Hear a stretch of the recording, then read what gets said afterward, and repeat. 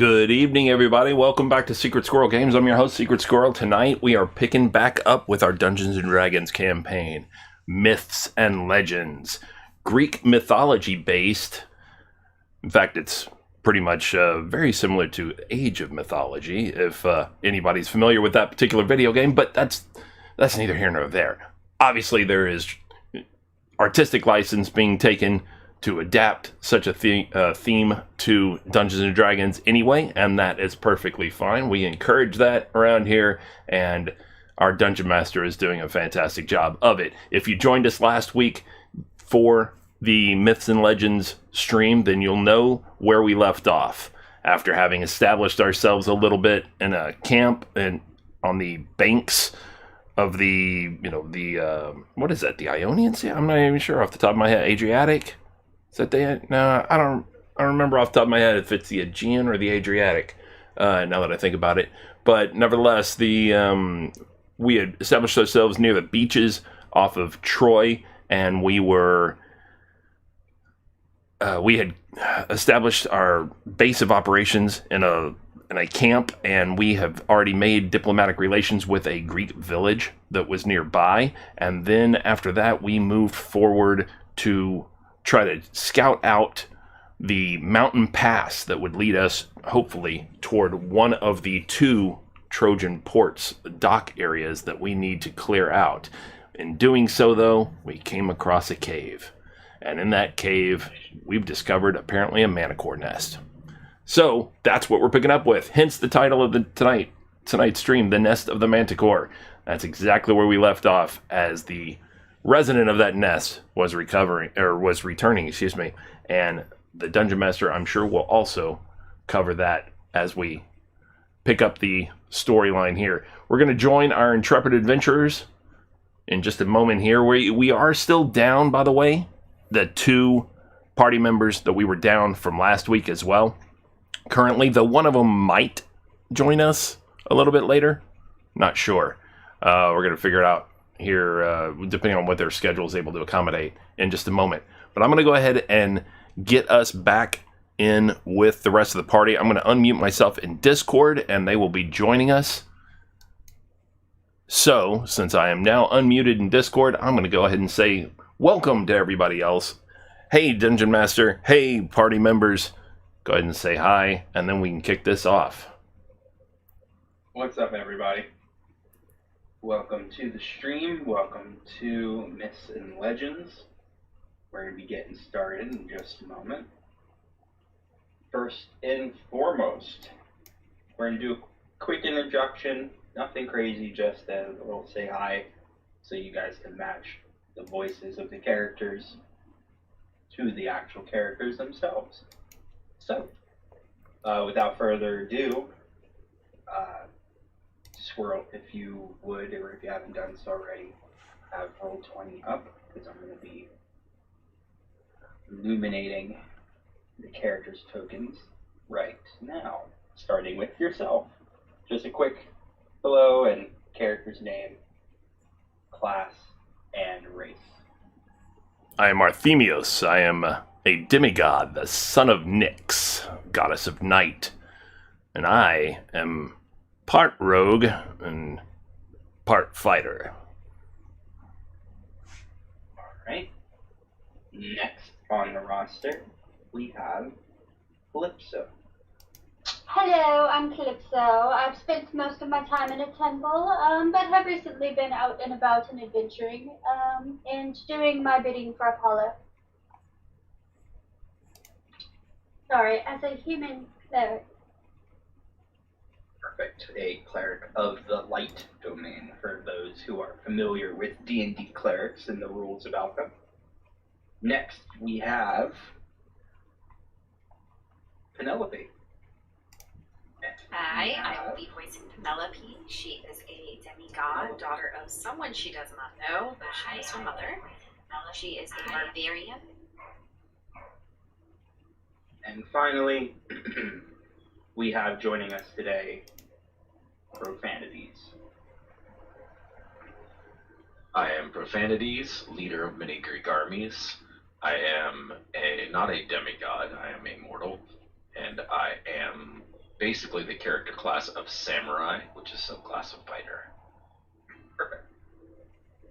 As you may notice on our title page here, there are a couple of people who haven't been introduced. We are still missing 2 of our players from our previous session.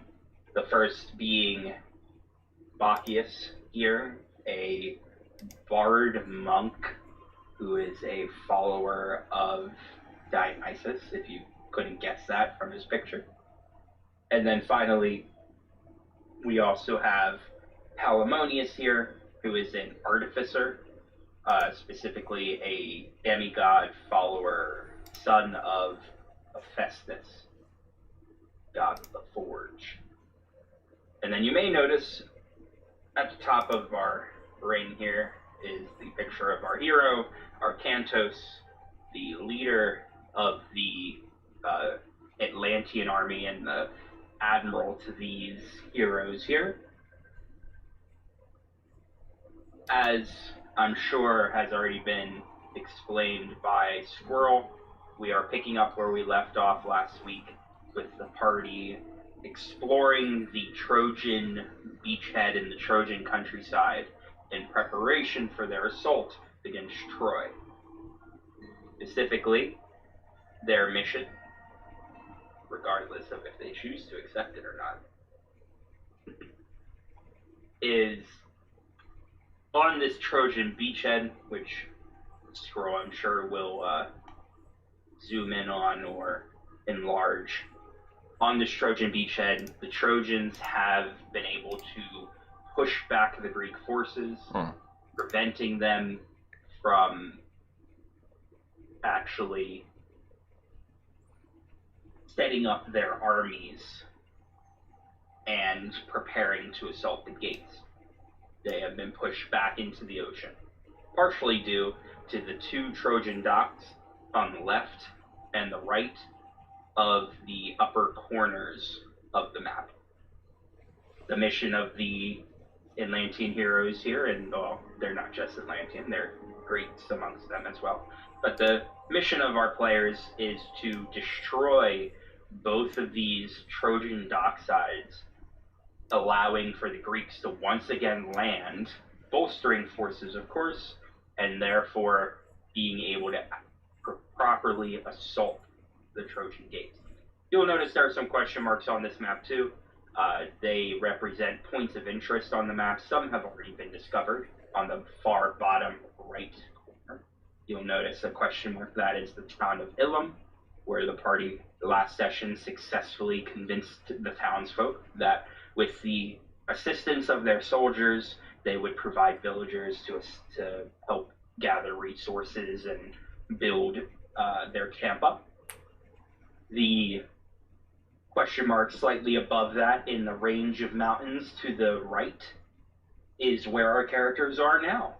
They had decided to investigate this mountain pass because it was said that it would provide a faster and stealthier means of actually assaulting the Trojan dockhead. The problem was that it's not the easiest of terrain, and secondly, the Trojans seemed to avoid it for some reason. And the evidence showed, upon arriving at the top of this somewhat cliffside plateau area, the heroes were able to see that the entire place was lush with vegetation, very little human influence, or had been, affecting this area. They also discovered a small cave, which, come to find out, turned out to be the lair of a creature of some kind. Though the party is not exactly sure what this creature is, they decided that it's probably a good idea to set up themselves and wait,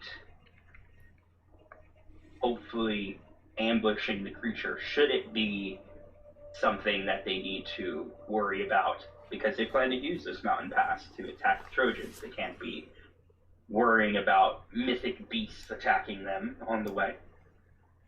They encountered some evidence that that led them to believe that this is the lair, potentially, of a Manticore.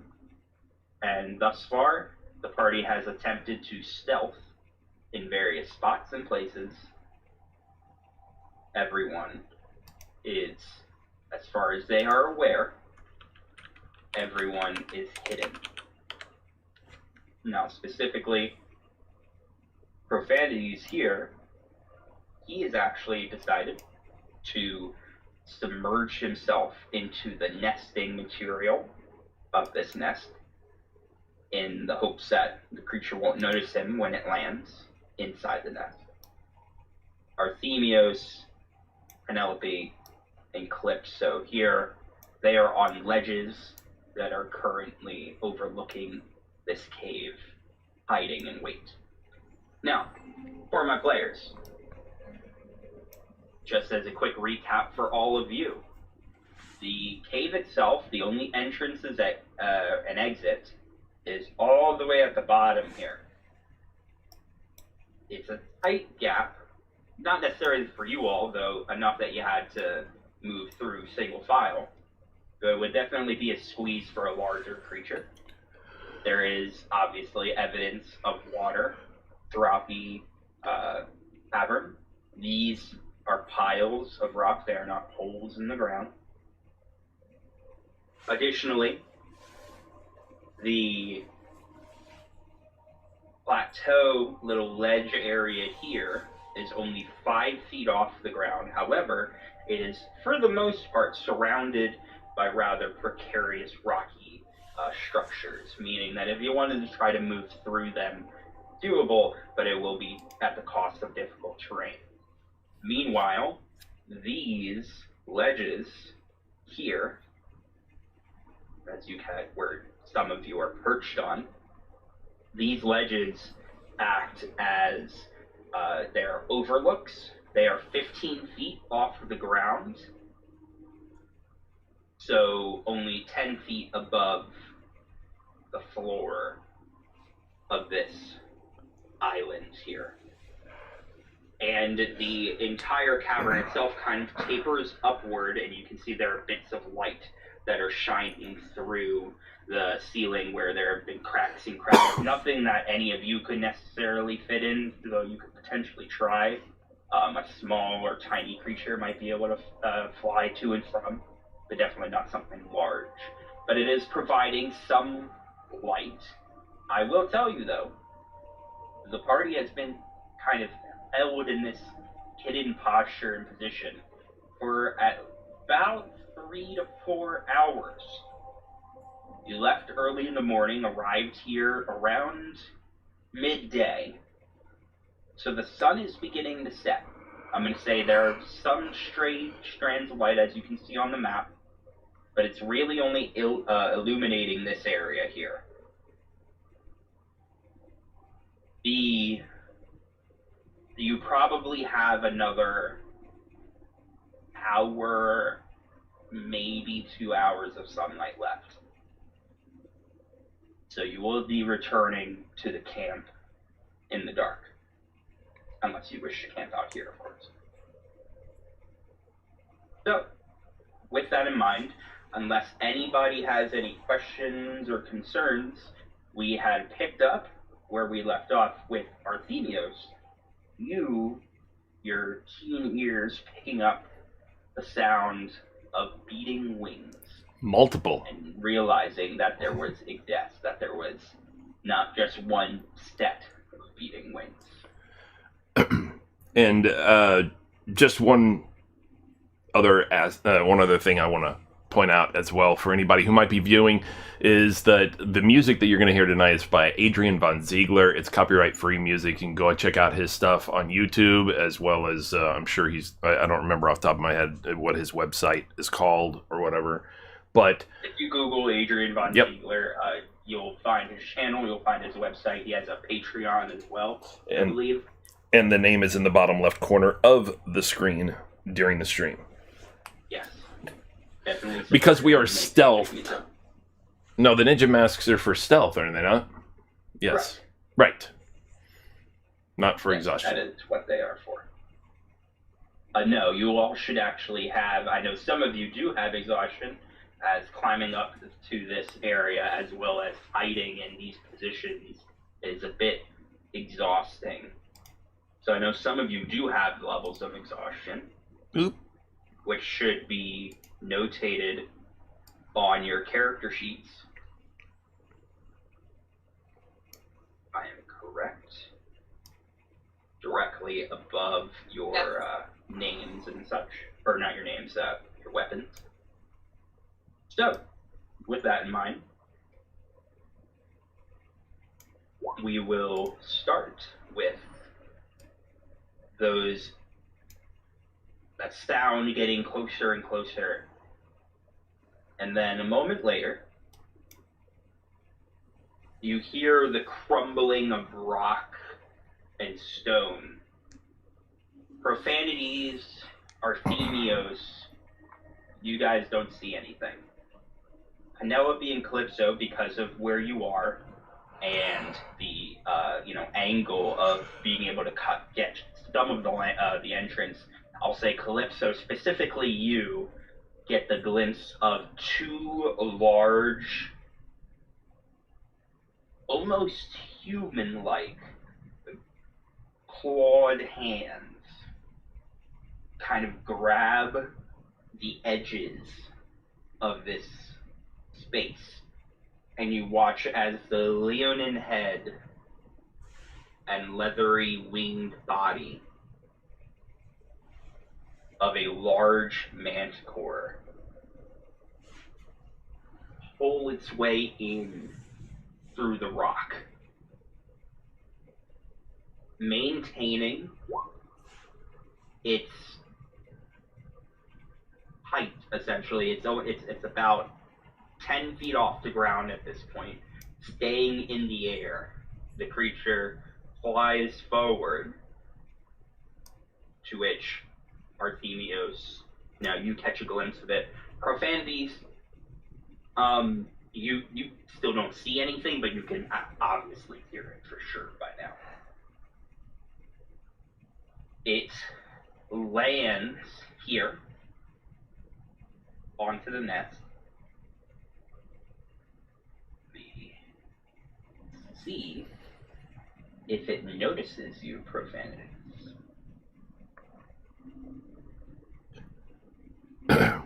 Or are you not going to give it a chance to notice you? No, I was laying in wait. As soon as it lands and I feel the pressure on the nest, I initiate combat.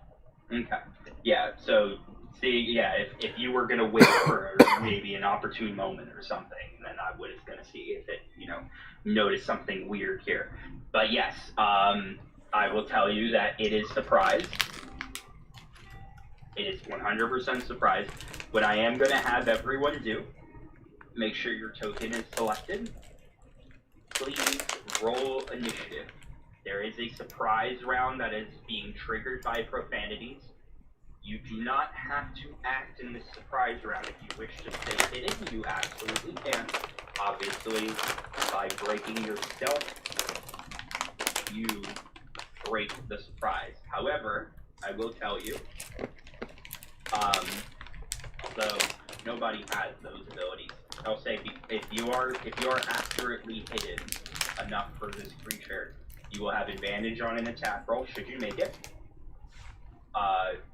Obviously, the creature is no longer in a state of content. It is alerted by the sudden attack of Profanities. So the surprise, this is the surprise round going on. Give me a moment. Let me roll them into initiative.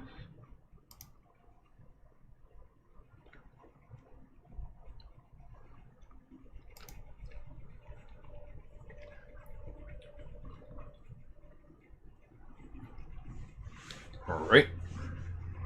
And let's change this up a little bit to something a little bit more appropriate For the music. for the start of combat.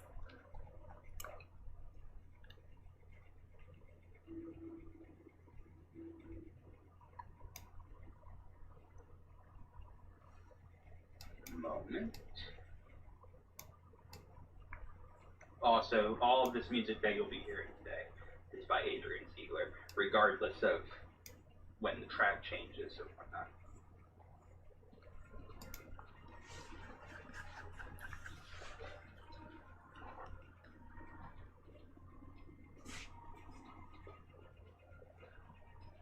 Alright. So, with everyone rolled into initiative now, for those of you who had exhaustion, at least up to 1, your initiative is at disadvantage. My apologies.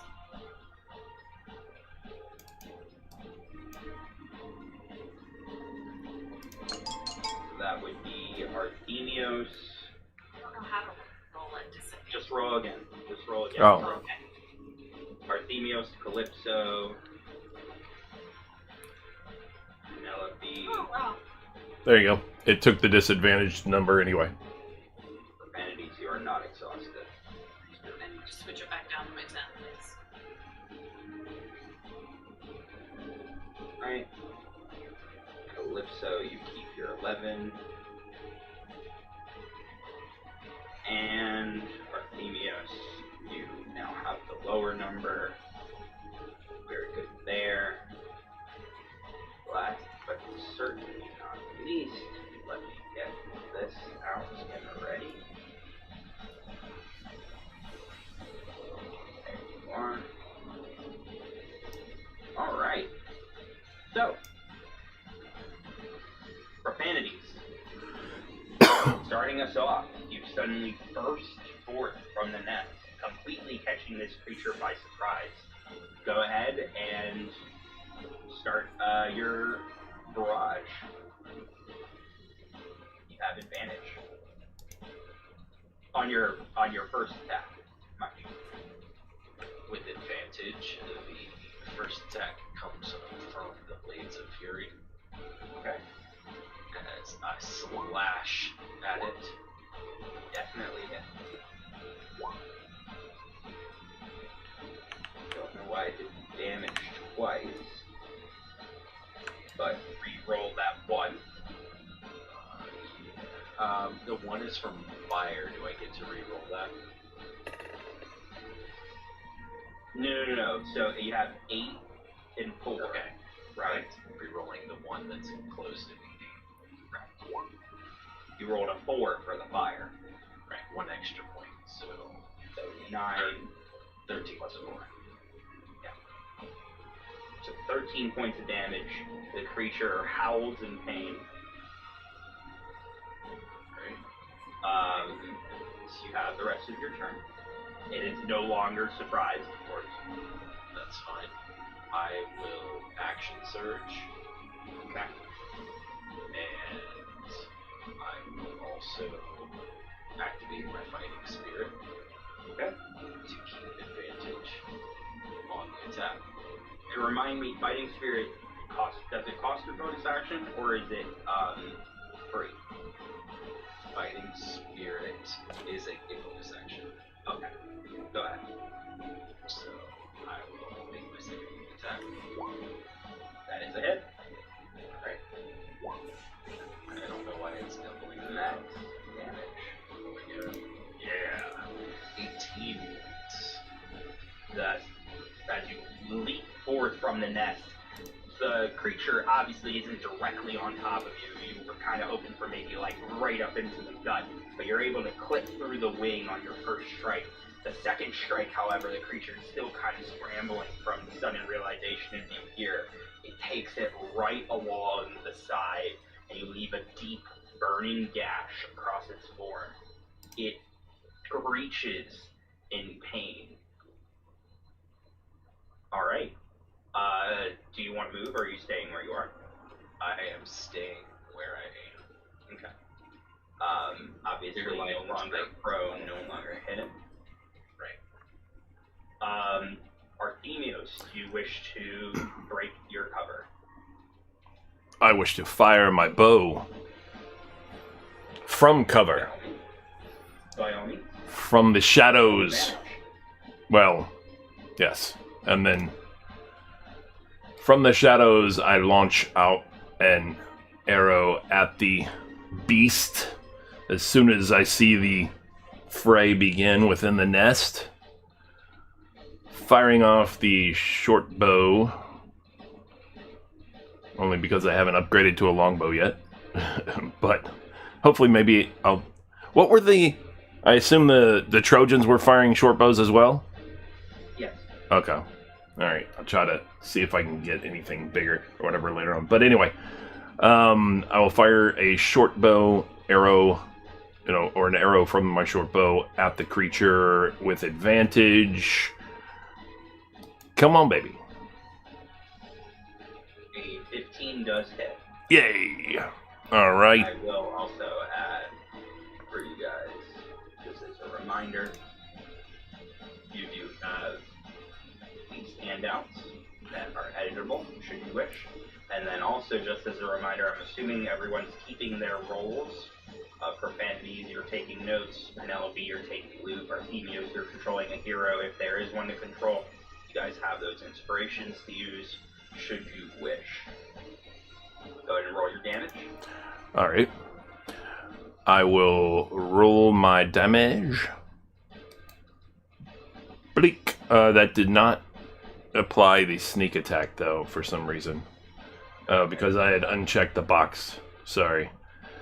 That should be 2d6 additional for sneak attack, so I will do that real quick. 3 more points, so 10 points. 10 it is, and then I will bonus action at normal roll, try to regain my stealth by hiding back in the shadows and behind the stalagmites that are border the edge of that cliff or that ledge, whatever. I say at normal because normally I have advantage on stealth checks, but I'm at disadvantage because of the exhaustion. So normal stealth check will be BAM! Okay. You feel like you are stealth. Feeling pretty stealth. Calypso, do you wish to break your cover?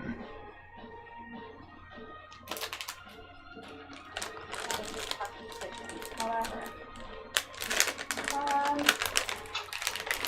I think, yeah, it's been a minute. He's a little upset. So I will, fire off a scorching ray. So, suddenly, first and foremost, I will say, they all fire at the same time, so, yes, Yep. you may make all of those attacks at advantage. Okay. Your first one. That is crit. Bam. Okay, question. How do I get the... Where do I click to get the actual damage again? The words Scorching Ray. Yeah. Got it. So that's the All first right. one. Second one. That hits. And third. Also hits. Very nice. At 1.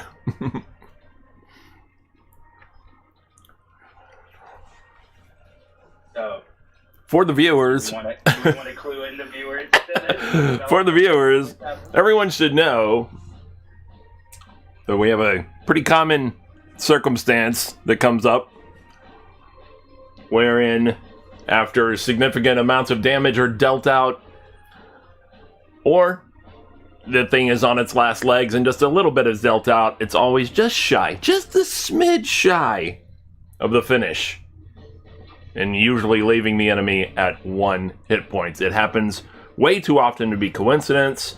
I'm certain there is voodoo at work. Yeah, I can't say that there is or isn't.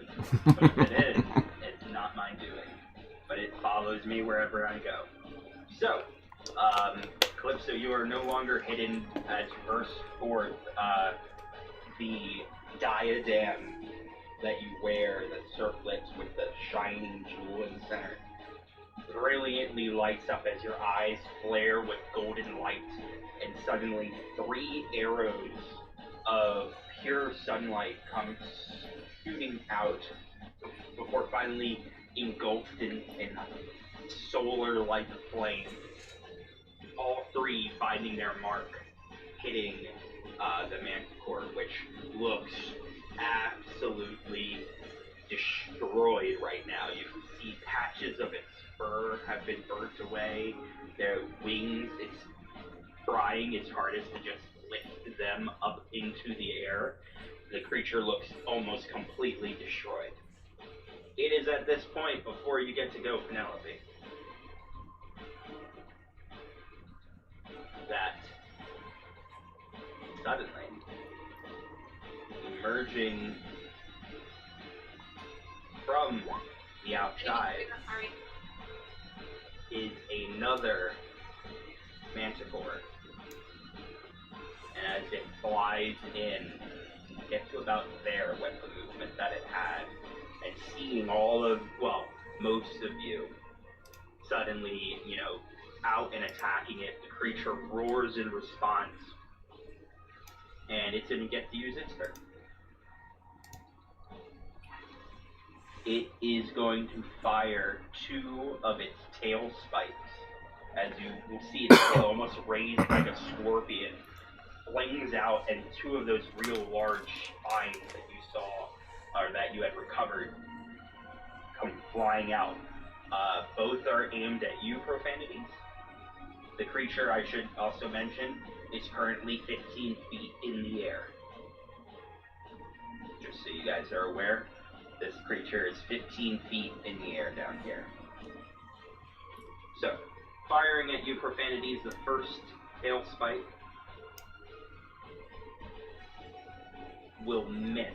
It kind of pings off of the ground behind you. The second tail spike is a hit.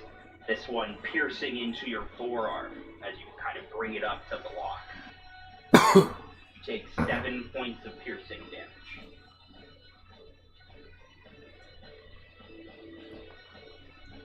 Oh.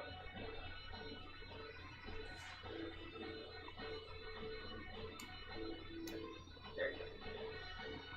That is its turn. Penelope, you are up. Excellent. Do you wish to come out of your hiding? Oh, I believe that's gonna end up happening, yeah. Okay. Suddenly, emerging, what are you going to do? Well, I have already summoned my focus. I now have the power of Athena. Focus is being enraged. I believe you have Archimedes as a greatsword, correct? Yes, I do. However, at this point, seeing that the nesting, so to speak, Manticore is fairly well damaged, I am going to use my javelins. Okay.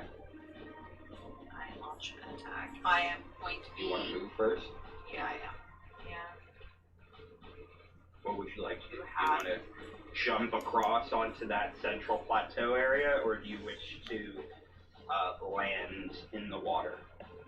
I'm gonna jump across if possible. Okay. Now, I know I have exhaustion, but I also get a bonus through all strength checks, so is it a flat roll? Or how do I do it? Sorry. So if you want to jump across, yes, I'm going to have you make an athletics check. Yes, you have advantage on it because you're raging. And because of your bloodline, that's that. Okay. But disadvantage because of But I mean, Exhaustion, so you would be flat. yeah, that's what I thought. Okay.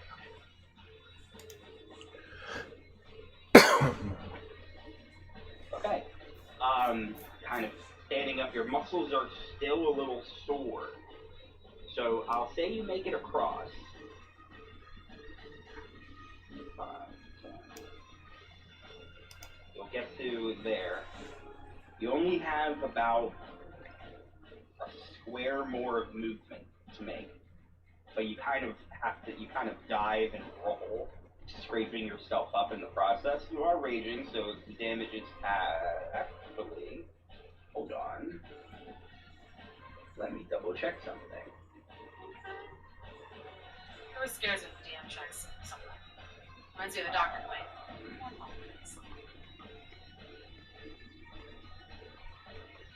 Yada. Uh-oh, both yadas.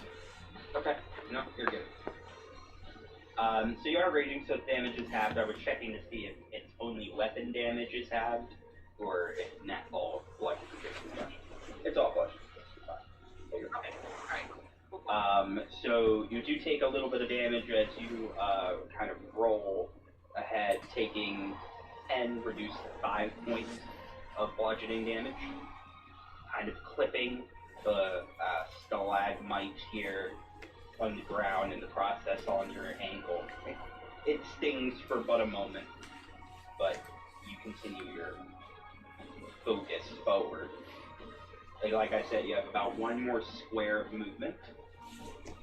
And if you go ahead and move yourself, it is still at disadvantage, but you are at least closer.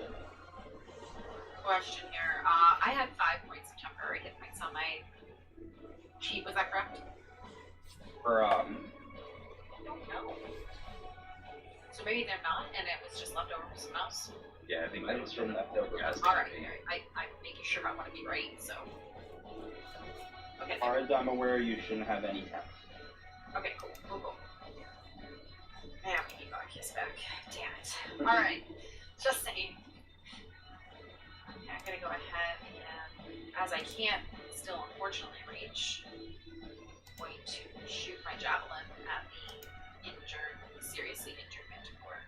By all means, do you want to reckless? Yes, I do.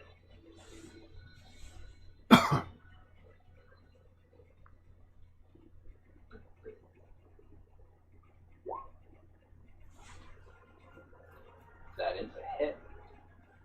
And because it is at 1 hit point, it doesn't matter, but go ahead. Thank you. There we Yes, go. that's right. The creature, the javelin, kind of landing into the side of the creature, it gives a final kind of howl of pain before slumping onto the nest. It is dead. Wouldn't have been able to go this turn anyway because it was a surprise, but doesn't get to do it anyway. Alright. Like I said, you still have one more square of movement, should you wish to move, or are you done? Done. Profanities.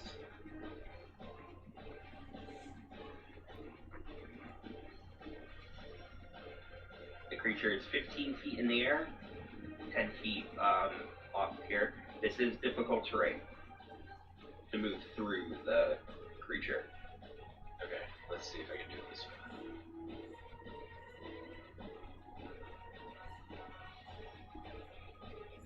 There. So that puts me within 15 feet of the creature. Yes. I am going to use my Blades of Fury to harpoon it and attempt to reel it in. By all means. Go ahead and try to strike with your first one. Right. Let's use this Harpoon of Fury. I am no longer at advantage. However, I will activate another use of my Fighting Spirit to gain advantage on the attack. Keep in mind that does, because it's the bonus action, you can't use your offhand. Correct. I hurl my harpoon. And it strikes. I don't know why it's double attacking. I don't know. It might be either it's connecting a double click. Yeah. Yeah, it must be. Alright, so I will You can use take the the top one. attack roll. And with damage, 5 points of piercing. I will re-roll the d6. I give it 5 anyway. points. of piercing. Yep, 5 points Well, piercing. keep in mind, when you're using it as a one hand, you don't re-roll, because that's only Okay. when it's as Right. two. Great weapon. But it wouldn't have made any difference. Alright, So 5 points of piercing damage. However, it needs to make a DC 13 strength saving throw, or I can yoink it inward. Let's see how it fares. 13 on the nose. As you launch your harpoon, the chains that are wrapped around your arms extending forth, it stabs into the creature's wing. And as you go and you pull, the creature resists and it just rips out of the way instead. Creature's faltered slightly, but it is still remaining airborne. That's fine. I praise Ares for the glory of the battle and shout to my party members that we are in the gaze of his glory.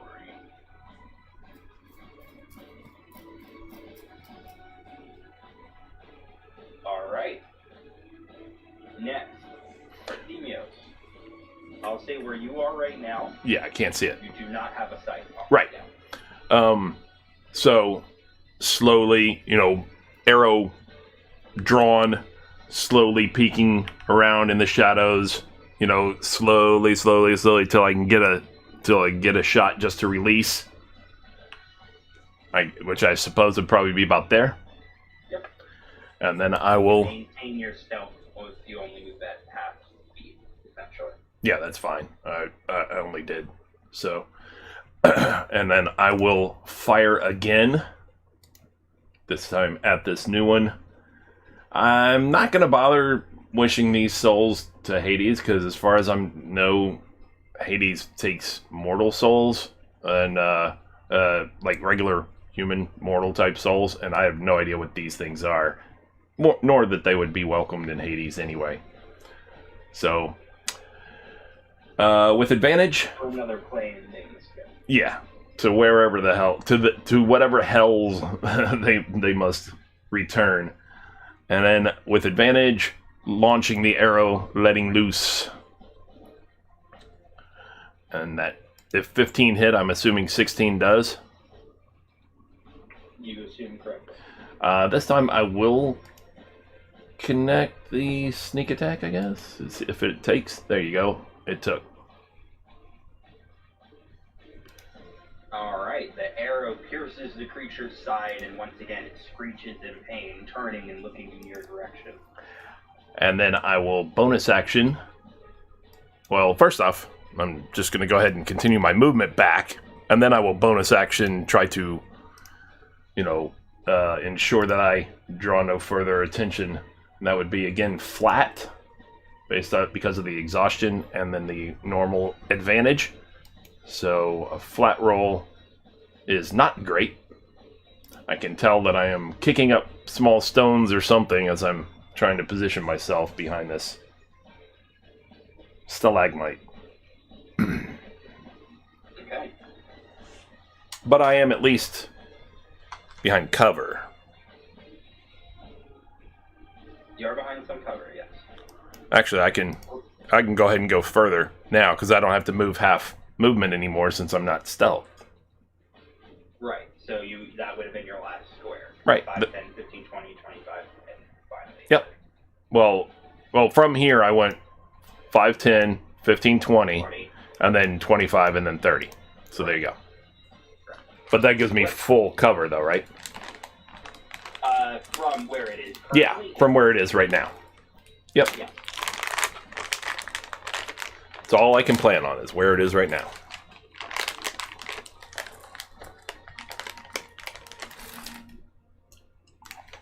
What would you like to do?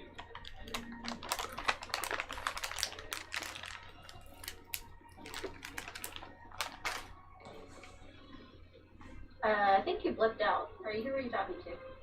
You. That's what I thought. All of a sudden, my So the creature's not token- acting. I see The- the creature at 11. I accidentally hit it twice. Oh, Right. Yeah, that's what I thought. Okay. So, assessing the situation, seeing that Profanities has claimed glory in war and downed the creature in the nest, I'm going to choose a spot about here, midway in the air, and cast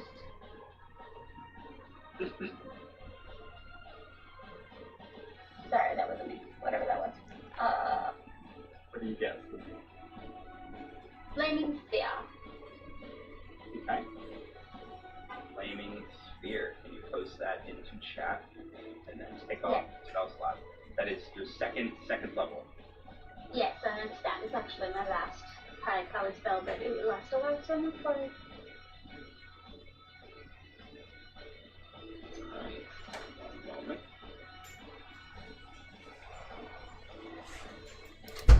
Oop. Okay. So, Flaming Sphere.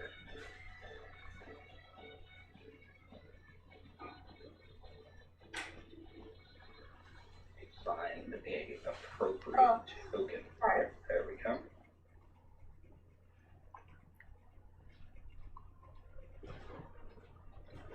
Alright, so Flaming Sphere, 5-foot diameter sphere, so there it is. You place it, it is at a range of 60. It is at a range of 60, but I'm anticipating.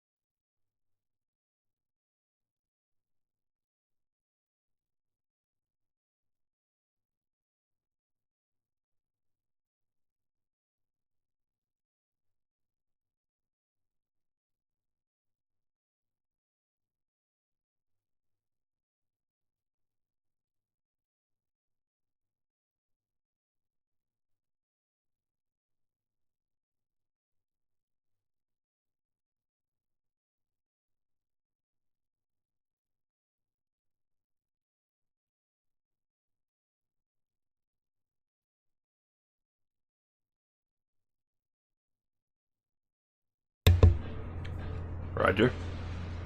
It is now going to attempt to bite you.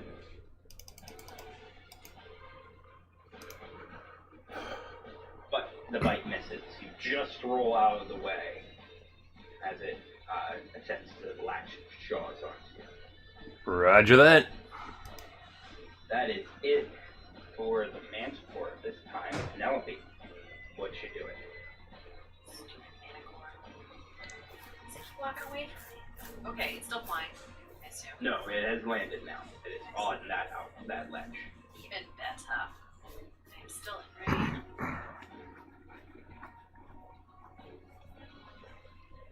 Again, so far away. Okay, so I'm gonna move a bit closer.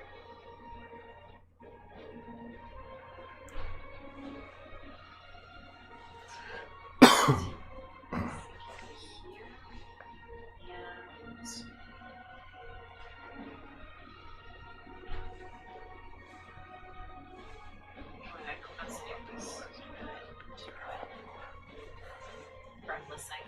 I'm gonna throw another javelin. I believe Wait. Yes. you are in range, so you have advantage.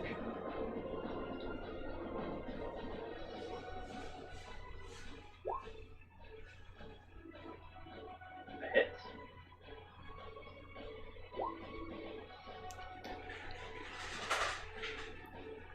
Nine points of piercing as the javelin is now stuck out of its side. You have 3 bolts.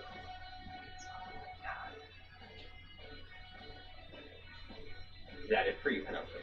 I do believe that is all my attacks. Let's move when I look. There. Now I'm good. Okay. Before the top of the round,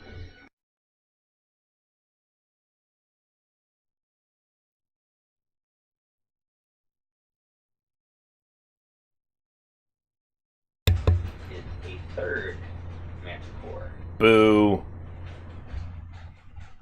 Boo on the Manticore commune. Double boo.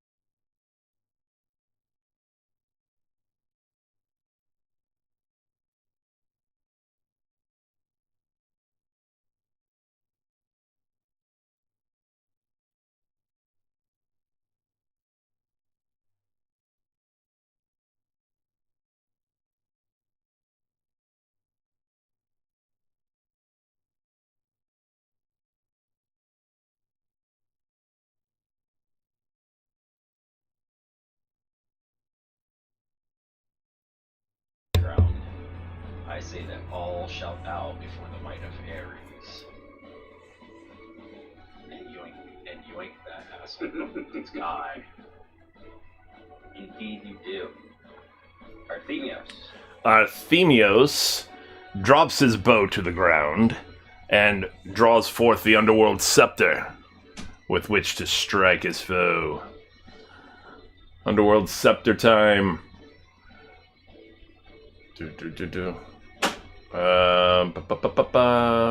Obviously not advantage or anything on this case.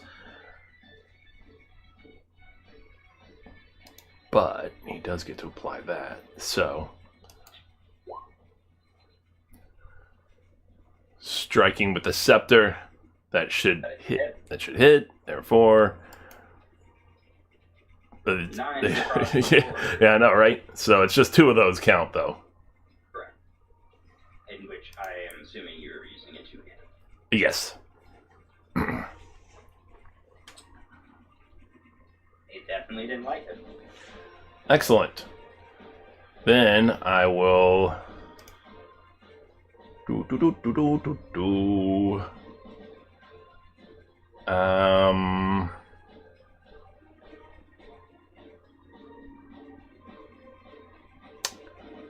think that's all I'm going to do, actually. All right. After Arthemios, we have Calypso. Right, so seeing what's happening, I'm going to take my guiding bolt Mm-hmm. and help Arthemios out. Okay. Let me check something here real quick. Creature of toys, not within sight. That's what I'm It is within range. However, I'm gonna say it has half cover next to it. Okay. Because of So, that and that. Yeah. yeah, that's right. So movement then. How do I get down here? You can jump down. It'll cost you 15 feet. And you'll take a little fall damage, but you'll be on the ground. You'll still deal with you'll actually probably have worse cover if you're on the ground compared to where you are. It only has half cover here, but if you're on the ground, you're also now dealing with a height difference, and because it's not like it's on the edge, it's deeper into that alcove. You're dealing with a height difference and those rocky stalagmites. So if you want to get down, you can.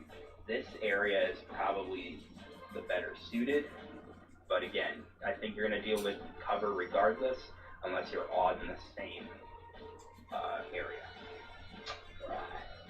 Or if you get above. Where? Yeah, I do not have that. And we all know how climbing works for me, so no. So I will take what is it, disadvantage this, and try to clean that.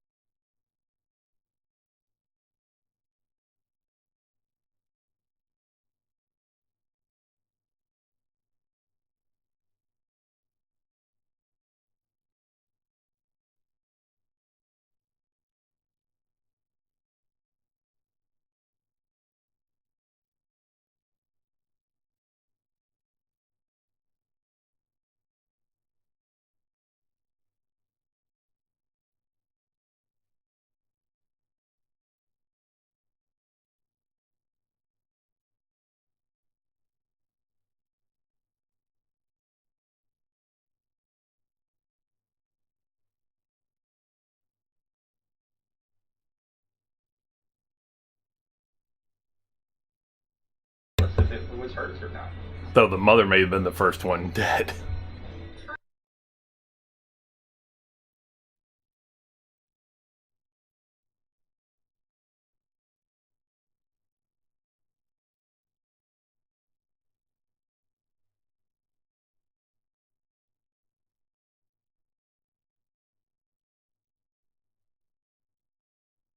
Just a heads up. Yeah, no, that. Humptus Dumptus. The the not very well known Greek deity of eggs.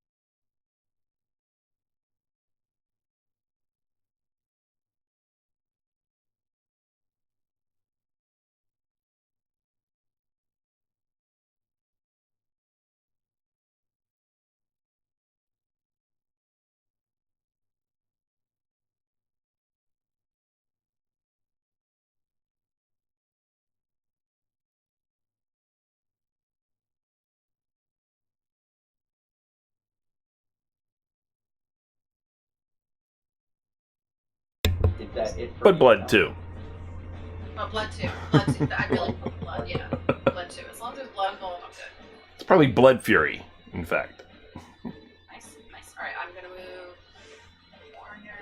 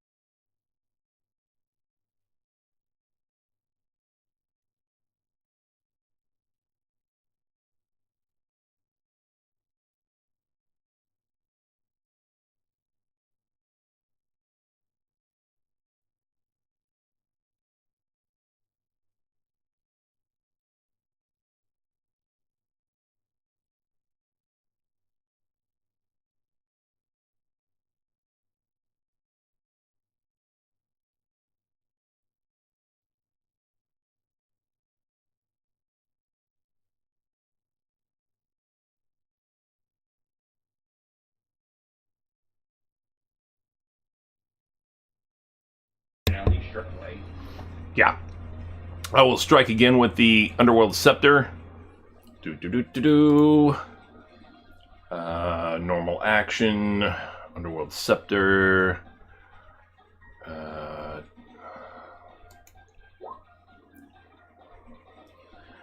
And 23 hits.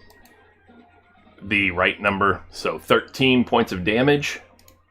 And with that, as you stab into the neck of the creature, as jaws are coming off of your side, you see your opening, you stab into the neck. It gurgles from pain and slumps to the ground. It is dead. Very nice. And then I will take that moment to... You want to drink a potion? No.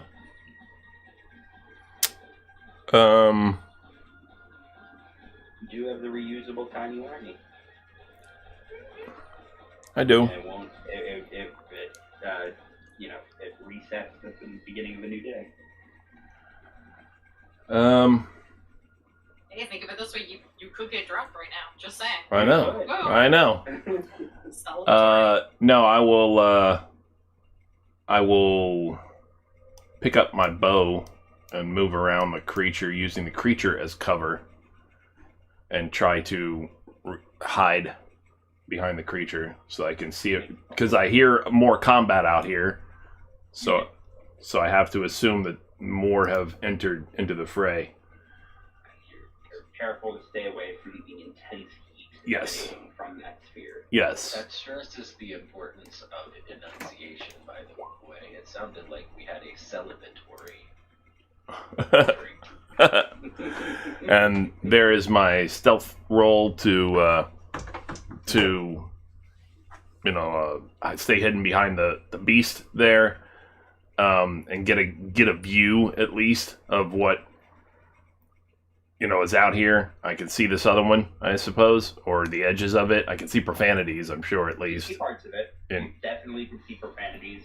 It has 3/4 cover from you at this point. Yeah, well, I just used my and move into a better spot. combat, so I'll actually back a little bit away for right now, but at least I know where an enemy is, and I'm going to stay hidden behind this, carcass at this point. I will go ahead and use my second wind instead. There you go. Which I did not set up as a thing, so I'll just do the D10 and add the level. Yep. Boom, ba, boom. 3. Yep. I knew it was going to be low. I just had a feeling. Alexa. Yes. Can I see this? Oops. Hello? Yep, I can hear you.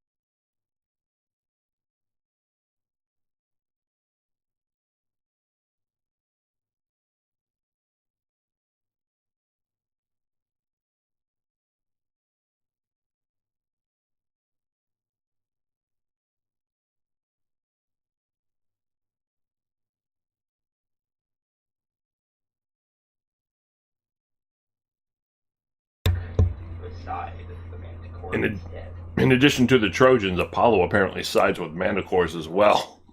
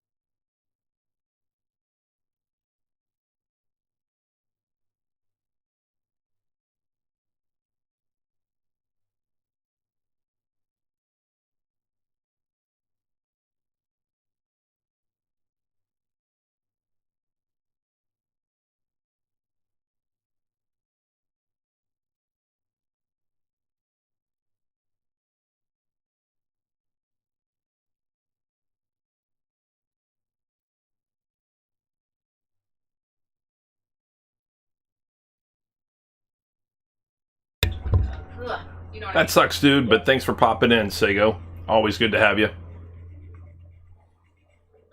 so I just make it. Finally.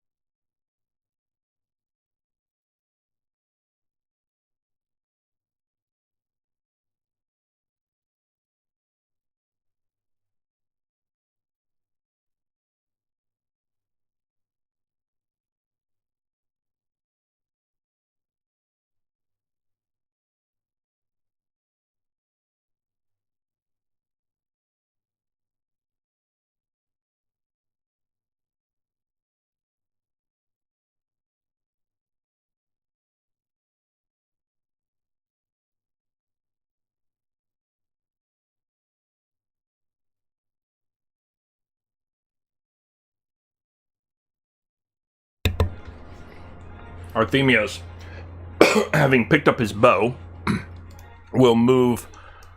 Will now drop the underworld scepter on the ground. Will move to an outer edge over here. I already did my stealth roll last round, so I'm just going to continue with that. Do I have a decent shot on it from here? From there, let's see.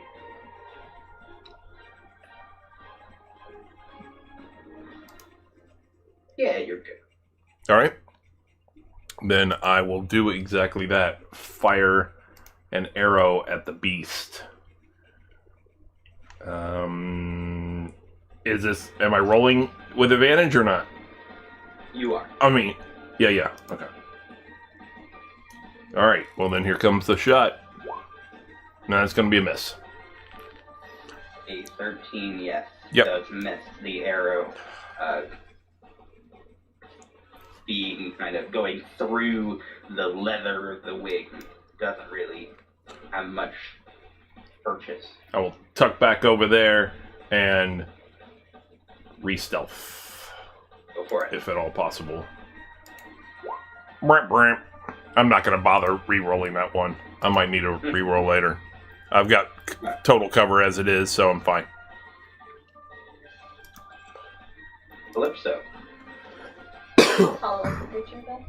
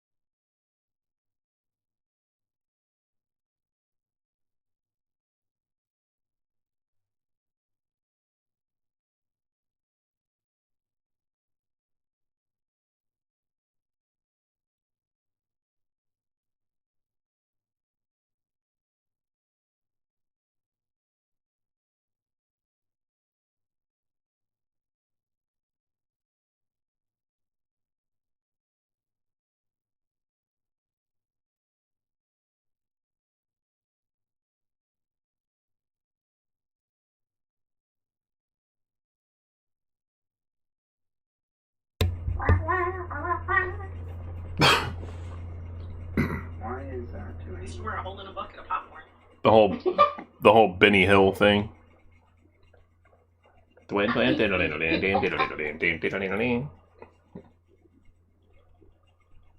Okay, there we go.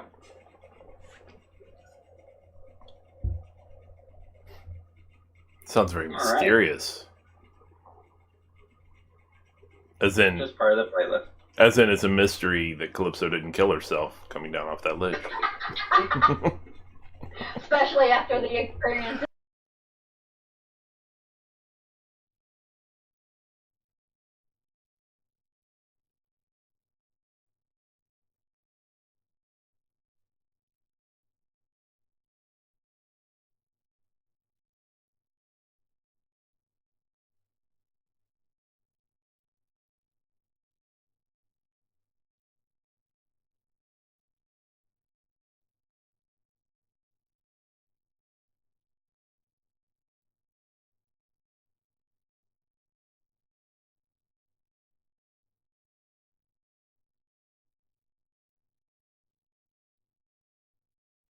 Athletics check. If you wish to climb up, yes. Make an athletics, please. Got it. Am I still exhausted? You are. The day is not done. I will attempt to harvest this creature. As will I, the creature below me. So that creature, that's why I removed it from the screen, profanities. That creature was completely burned away from everything salvageable. But you can go after the one in the nest if you wish.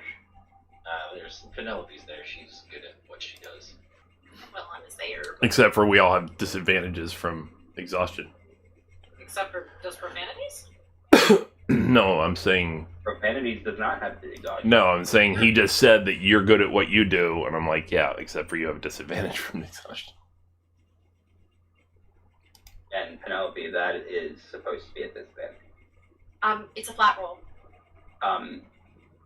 You're right. But she's not raging. No, she's got advantage on athletics, actually. Daddy. Oh, that's great. Her demigod. Yeah, but so that's why I just did it as just a flat roll instead of Yep, you're disadvantage. good. Perhaps You're good. profanities would like to come up and take a look at this Manticore. I'm feeling a little tired. I'm kind of worried that I'll mess up harvesting whatever is useful from the creature. Very well. I will come up and attempt to use my survival skills to harvest anything of value from the creature. Alright. So, what we're going to do, Arthemios and, we'll start with Calypso, because you said what you wanted to do first. So, Calypso, you wanted to inspect this egg. I need a nature roll, please. Sure, let me just move over there. You are exhausted, so it is at disadvantage. Yeah, athletics. These Manticores were taking advantage of the fact that the actual resident of this nest was out, and they were coming to get the egg. 4 points of bludgeoning damage, Calypso. As you scrape your arms and legs, climbing up onto this island here. In nature, it's not my strong suit, but we'll try this out. I have no freaking clue other than the fact that it's an egg. Large egg. It's a very large egg, but All it you is can think nature. about is the size of the chicken that laid this thing. Yes, I asked party members, what should we do with this? Anyone ever heard of a mythological chicken? Ooh, has anyone ever raised their own pet Manticore? It's Who's like worried an about oatmeal. the size of the chicken instead of the size of the omelet? Did anybody with Dionysus? Profanities. If We can you we would. can take the egg along for Fat Boy to take a look at. Wow. If you'd like. Really? Harsh. Sure, or I can, take out my bones again and spend about 10 minutes and try to perform the ritual that would tell us whether or not that's a great idea, perhaps? Potentially. Profanities or Themios, go ahead and make your rolls for me. Survival. apparently I'm still in battle mode as I hack instead of slice. Survival at disadvantage. Giving it a shot anyway. Get some. There you go. That's the way to do it. All right. In the attempt to gather the teeth and claws of the Manticore, you will both are unsuccessful. They either chip or break and really don't provide you anything of value. You can make another roll, each of you. You can make another roll. This time, however, attempting to harvest the tail spikes.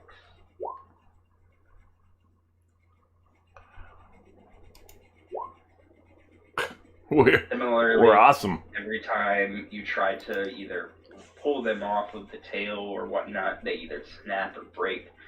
They're surprisingly Brittle. they're not they're surprisingly brittle as you attempt fragile as you attempt to try to remove them without them just breaking off into pieces. Unfortunately, you guys are unable to salvage anything from the Manticore. No fur or anything either? Here. Say again. No fur or anything either? Their fur is very coarse and it doesn't really make well for a pelt or a coat of any kind. The main things that you would have harvested from them are trophy items like their teeth and claws, but the tail spikes could probably have been used for various implements, either as darts or as, you could have tied them to like a stick and use them as like a makeshift harpoon or spear of some kind. COVID vaccination needles. There you go. Wrong. You're gonna take a whack at this egg. That's one way of identifying it. Yep. She'll determine if this one's fragile as well. It is a nature roll, if you'd like. It is at disadvantage. Of course. Get it. Hit it with your forehead.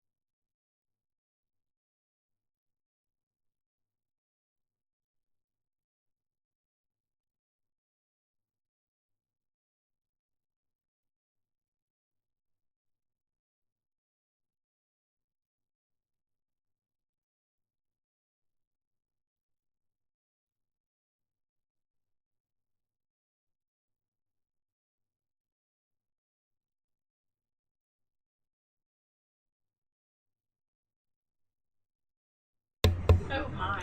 I'm not over there, so I'm He not doesn't even know bothered. what an egg is.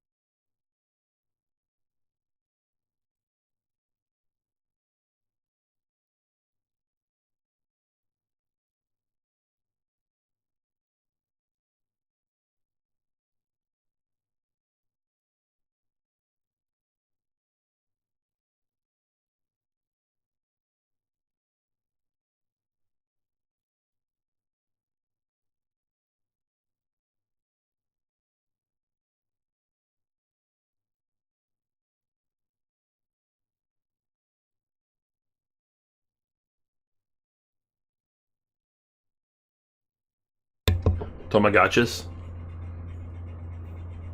Yes, I like it. Mine. Tamagotchies.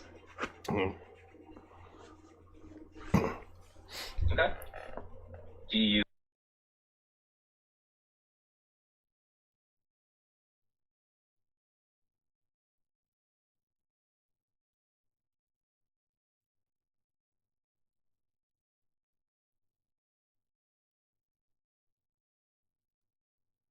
All right.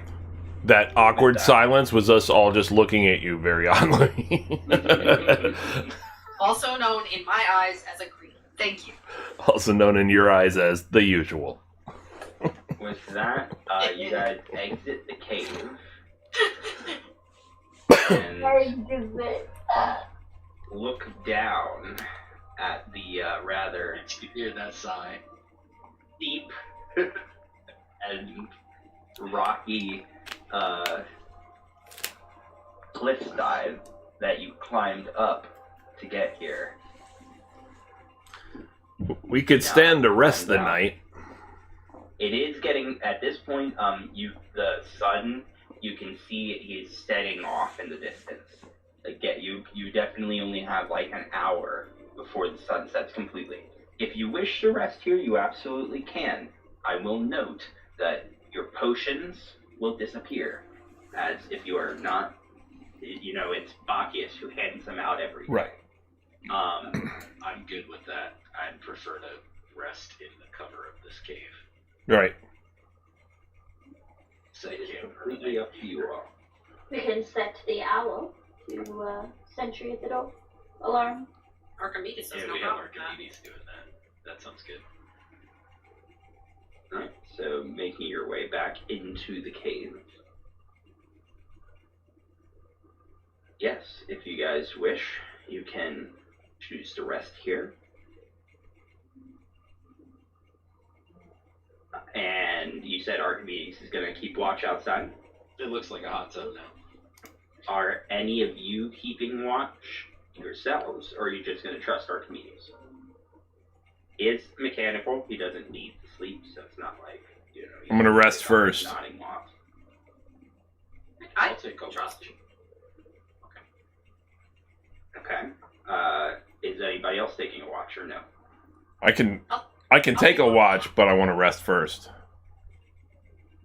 Okay. I'm so fine. No watch. everyone's willing to take a watch?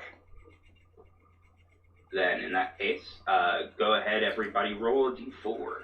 I will go ahead and use my tiny whiny, since I don't intend to take the first watch or anything. What is the tiny whiny? So it's like a potion of healing. Okay. D4 plus 2. Just there's a chance of you getting drunk off of it. Yep. 2d4 plus 2. And then make a con save. Terrible rolls. Con save.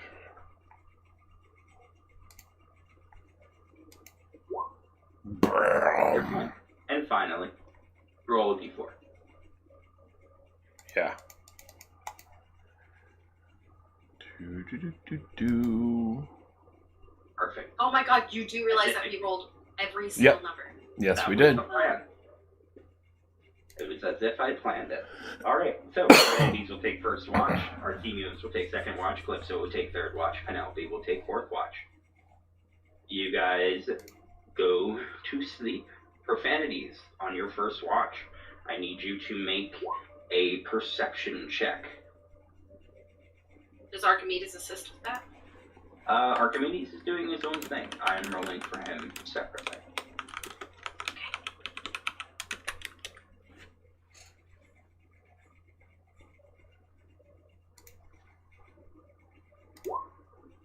Profanities keeping an eye out. Nothing seems to come across the cave. Archimedes doesn't rush to alarm you or anything. You seem fine. You go to bed. Artemios, make a perception check at disadvantage. You are still exhausted.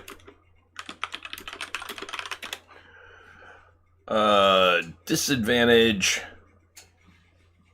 Perception.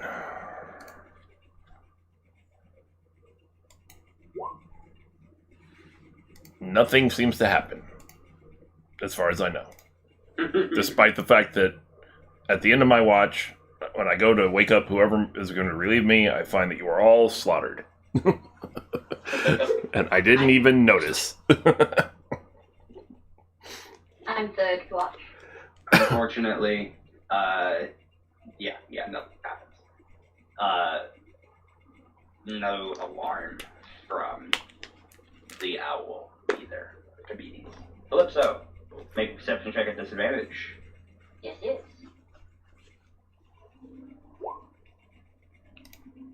Similarly, nothing happens until Something happens.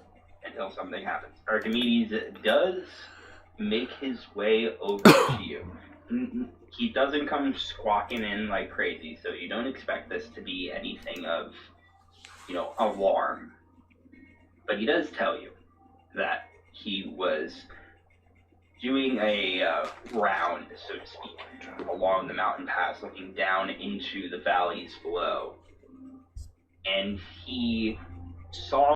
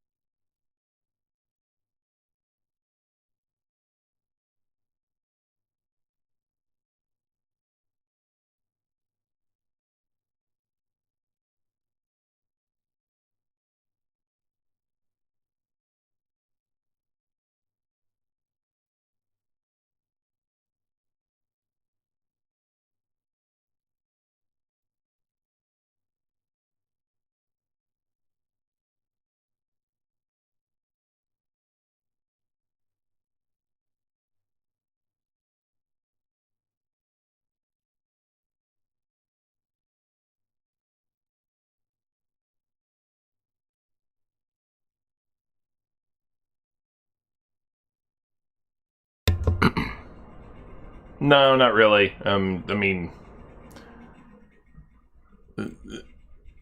nah, I don't think so. I think we're good right now. Okay, so where do you want to go? What do you want to do?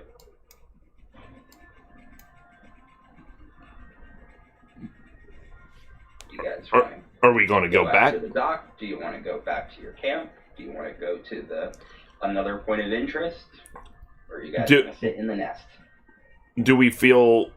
Well, I mean, we may want to check the remainder of this mountain pass and see if there's anything further. Yeah, we need to finish clearing this area out first. You know, make sure it's a clear passage for any, sneaking around that we plan on doing or anything. To get to the other docks. So everyone's leaving the cave? Yes. Okay. I need athletics checks as you all attempt to climb down.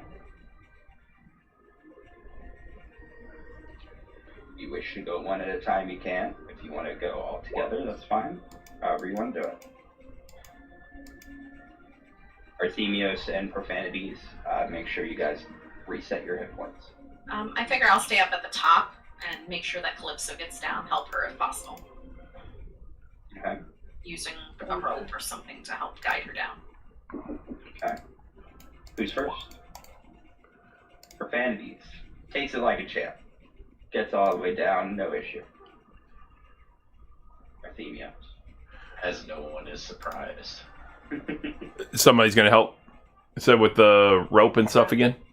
Yep, I will. Yeah, and guidance and stuff, yeah. So advantage and Guidance. guidance. And this is, we're doing athletics, right? Right. Alright. The advantage. And then the guidance on top of that is another D4. So 14. A 14 is enough to get down without issue. It takes you longer than Profanities, but enough to get down and not get hurt. Mm-hmm. Now at the bottom of the cliffside. Who's next? Definitely would be Calypso, girl. Thanks.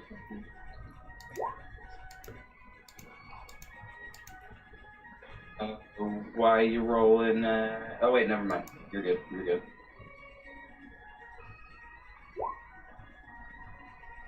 It is what it is.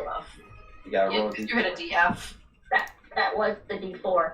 No, you or rolled a can't be DF. 0. There's an F in I there. have a minus.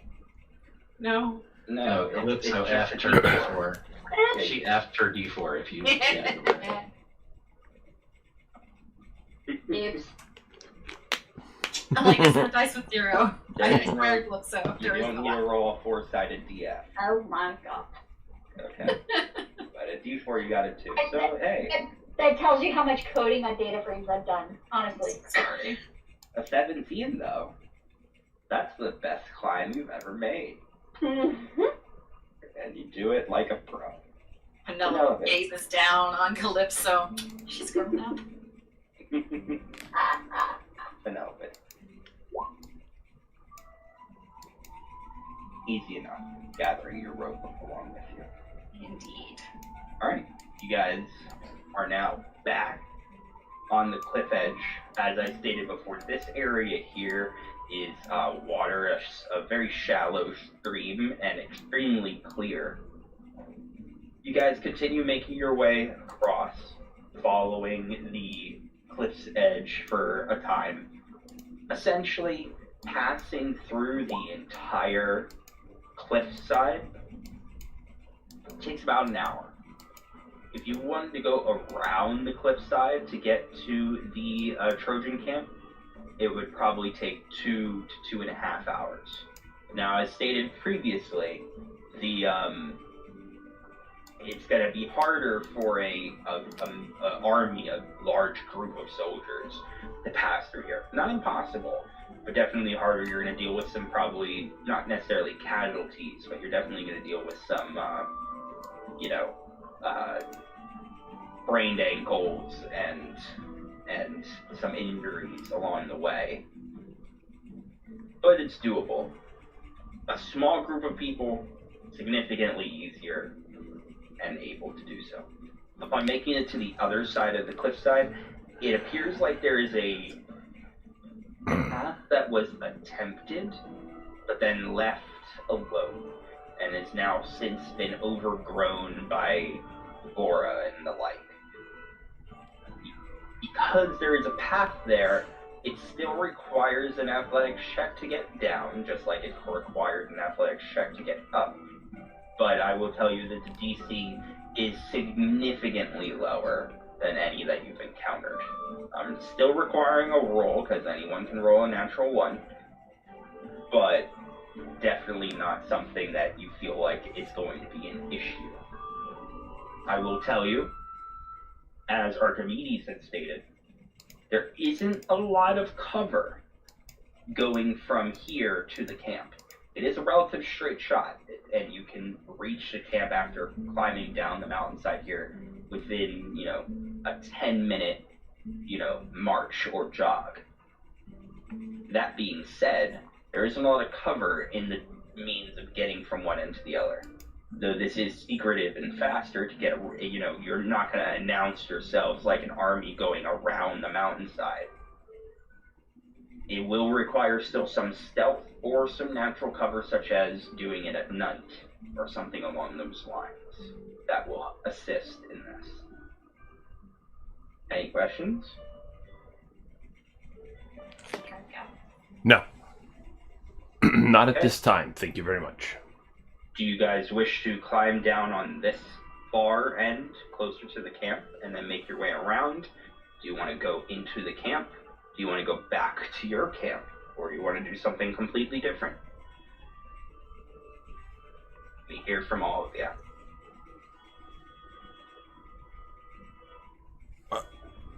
I would say that we should probably, I guess...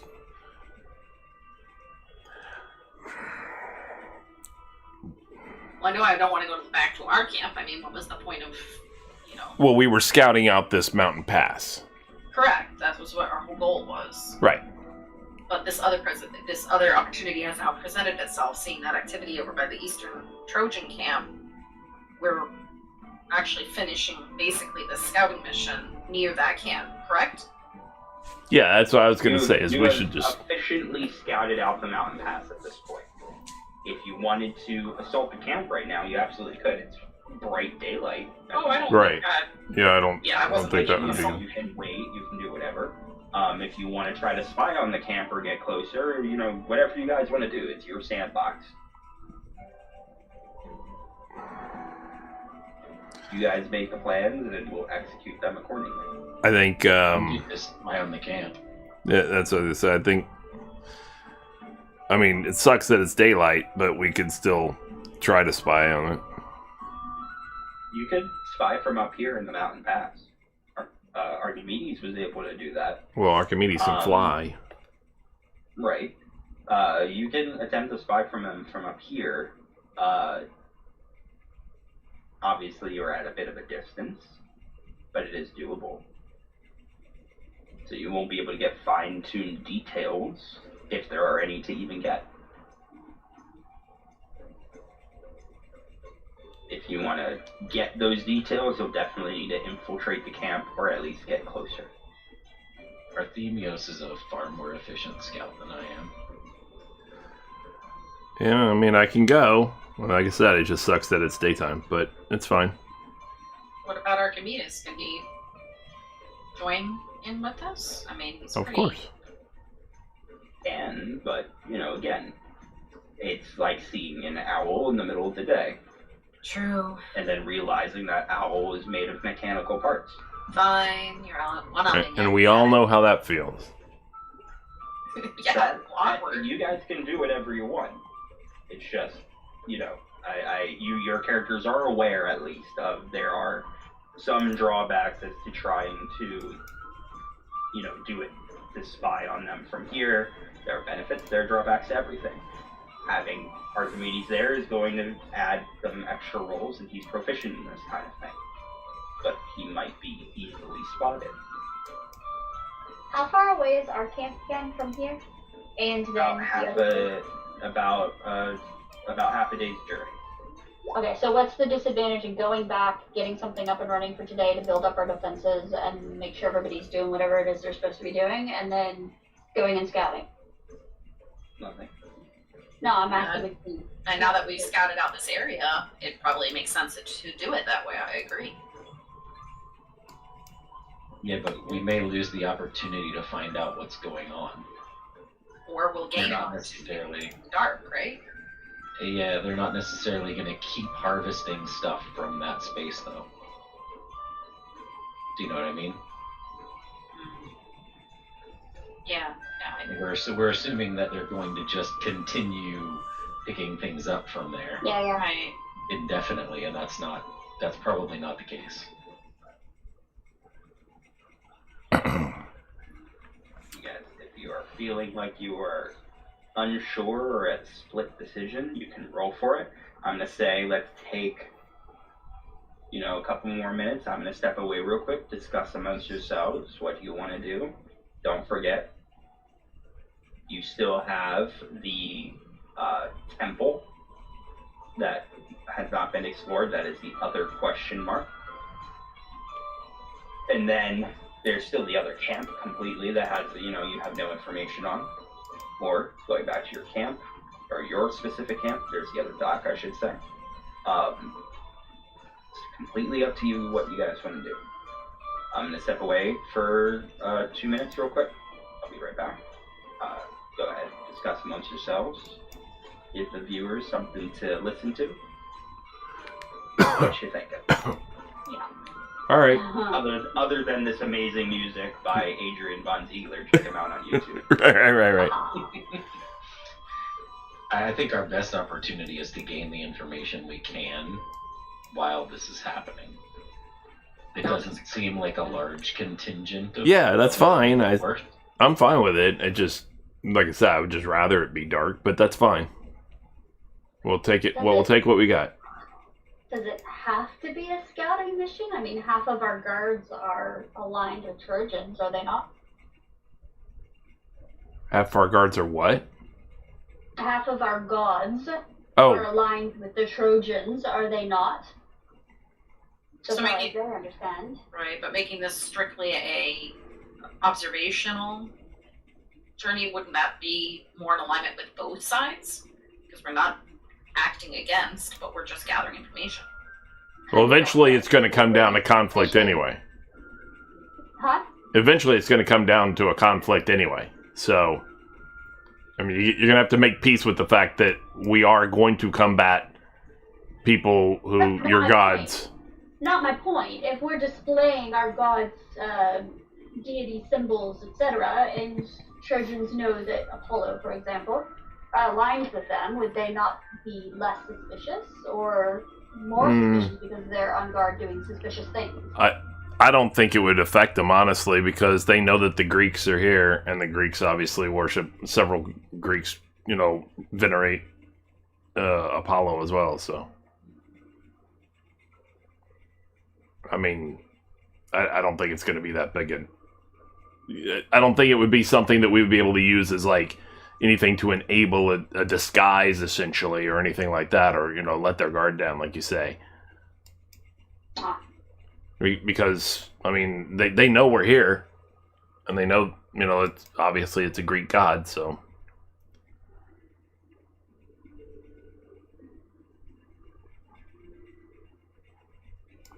So that's me personally. That's my viewpoint on it. I think we can just go ahead and scout. That's fine. Let's do it. Okay. Scouting with flexibility. Kind of like options. Like we make a purchase, but never mind. Sorry, I'm thinking about a credit card. I don't know why. All right. I don't know. No, that's you do you. I'm doing me. It was weird for a second there. I apologize. Well. Second, don't. I have returned. Welcome back. What have you guys talked about? What have you decided? We've all decided we're going to Disney World. We are going to You scout. will have to wait a full centuries for it to be built, but it's doable. Sorry, profanities. Take it away. You said you were going to scout. Yes. Where and how? Our stealthier of the crew, Calypso. Calypso, is going to do the scouting, Right. along with the help of Archimedes. And what is the rest of you? Stealthy. Interesting. No. Not Calypso. Yeah, lots of climbing. It's lots of climbing. It's good. Stealth and climbing. It's great combo. What are the rest of you doing?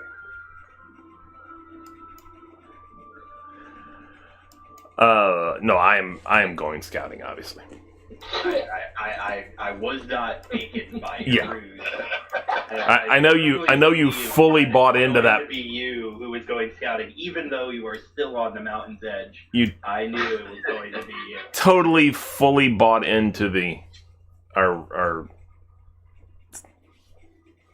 blatant lie. No.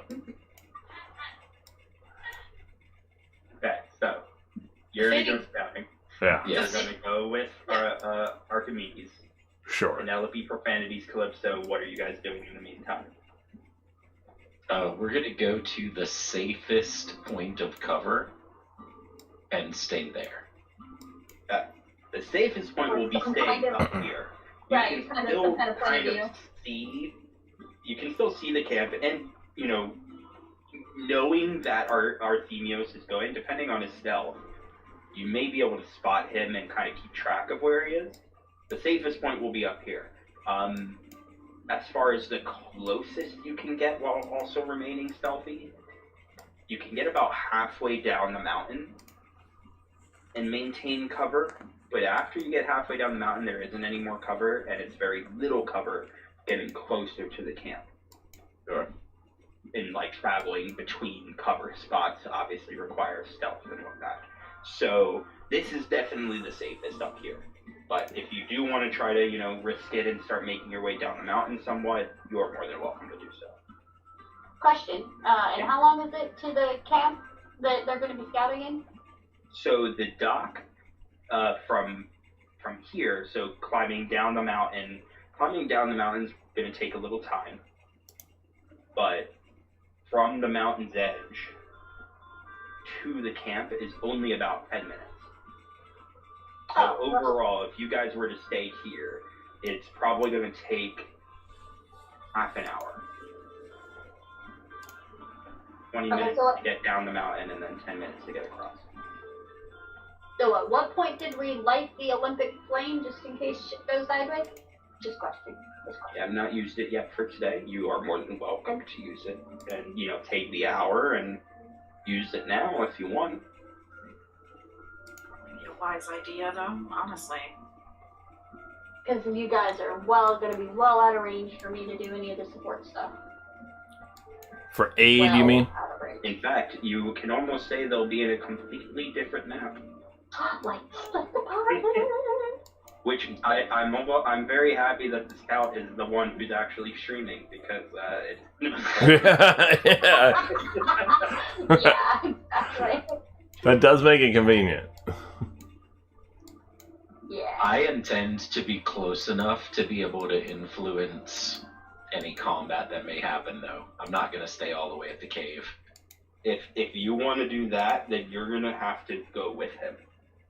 Mm-hmm. You're not gonna be able to be close enough to get.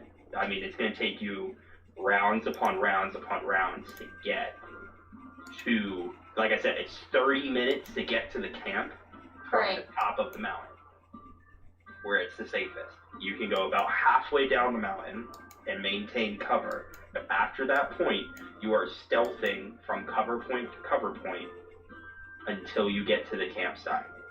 And obviously, you can tell from even up here, they have guards and whatnot you're going to have to deal with. You can Right. go with them if Most you of my want. support stuff is within 30 feet, so it's like Yeah, either you way. can go it's not with them really- if you want, but if No. you want to be able to help and assist in combat, you have to be with them. Then I'll have to trust his battle experience, that if he feels threatened in any way, like the odds are not in his favor anymore, that he will retreat. Yeah, you effectively you are sending him out on a solo mission. Fear not. I have a way out, if worse comes to worse. I will say, I don't believe I put a limit. Let me double check.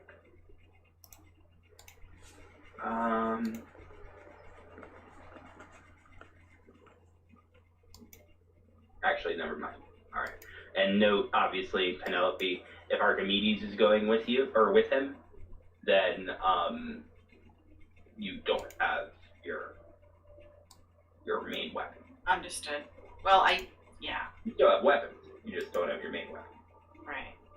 Which, by the way, you recovered your tossed javelins. Of course I did. I always do. All three of them. So, if there were any spells or if you want to use the Olympic torch and have some aid going, Yeah, we haven't done our prayers and all that stuff yet either. you may absolutely do that. Is there any preparations or anything you want to do to assist Artemios before he sets out? Everything that I have supports the bells. I have nothing.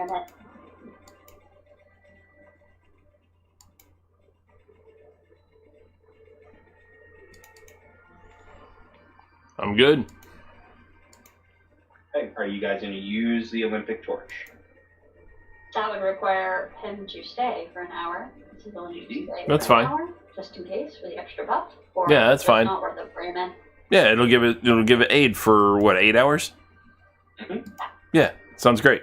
So why don't we do that? And within the light, I erect a little pyre / what's it called?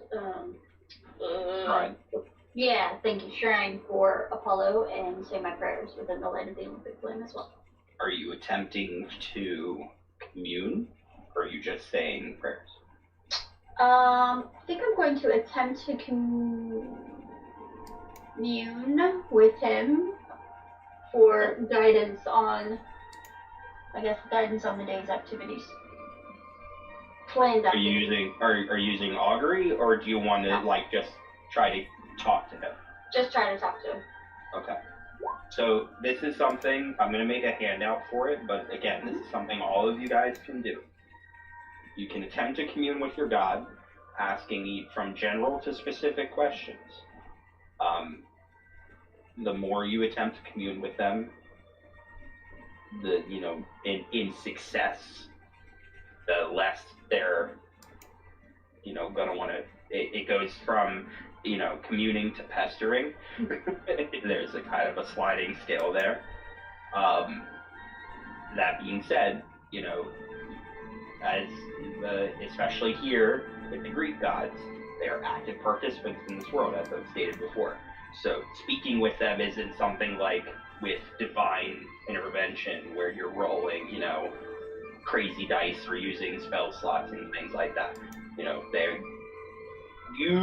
They'll respond to you in some way. It might not be anything you want to hear, and it might not be anything that you'll understand. But usually they'll respond to you in some way. Right, so I think given that, I think that my communion, my question, as it were, circles around his wisdom, imparting his wisdom and guidance on why, not questioning, but, relay the guidance and as a cleric of his understanding his wisdom in siding with the Trojans, and that trying to, from that perspective of humility, to try to gain his perspective on why the Trojans as opposed to the Greeks, so that I may learn and understand his point of view more clearly, so that I may guide my own actions. Right. So you erect a small shrine to Apollo. Everyone may add the 5 points of aid to their characters as you rest within it. Please note your actual health somewhere on your character sheet so that you can revert it back when necessary. As the warmth of the Olympic flame cascades over you, Calypso, you begin this ritual. Something you're very familiar with as an oracle of, as an oracle of your own renown, you often commune with Apollo, as that is kind of the point of an oracle. Is to interpret and determine the gods' words and relay them to the people. I will allow you to roll a religion check. However, if you want, you can expend a spell slot of first or second level to add to the roll. If you expend a first level spell slot, I will add 2 to the roll. If you use a second level spell slot, I will add 4 to the roll. And we'll go from there. And I have to make that decision before rolling. Correct. Or you can expend nothing, and it's just the roll is the roll. No, I think I'm going to go ahead and expend this level 1. Okay. So whatever you roll from your religion, add a +2.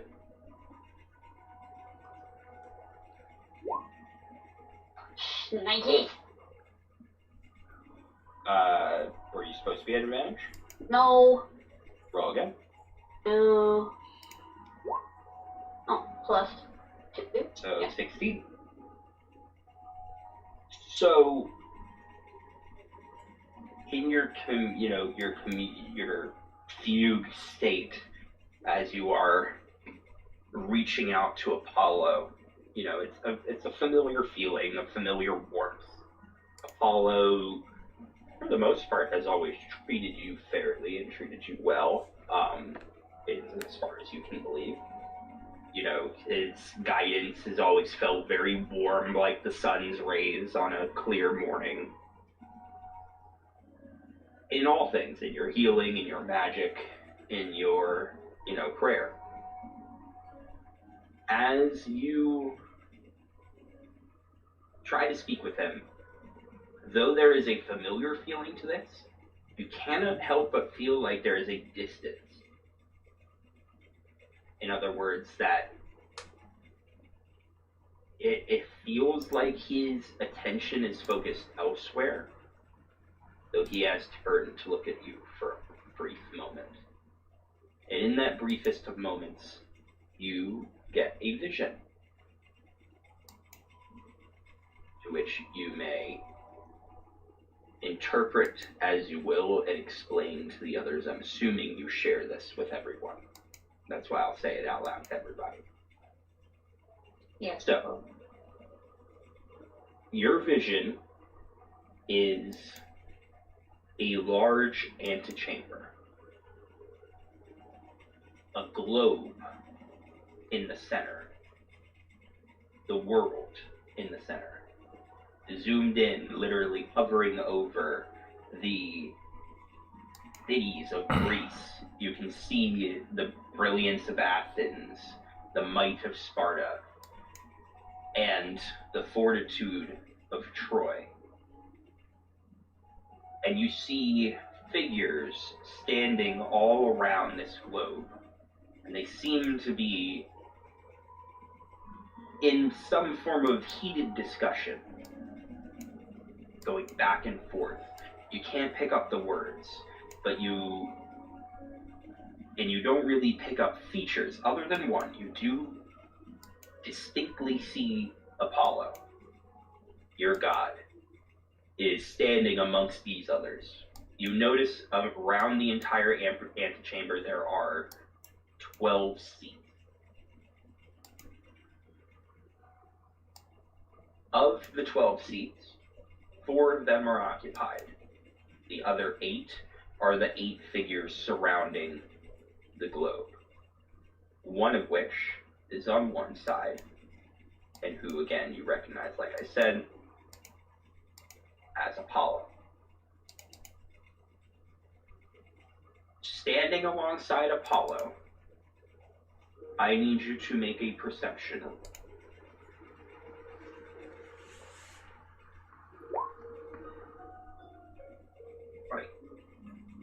Standing standing alongside Apollo again, though you don't really distinctly see any features. You don't see real people. You see shapes and symbols and signs. You distinctly see the symbol of a trident.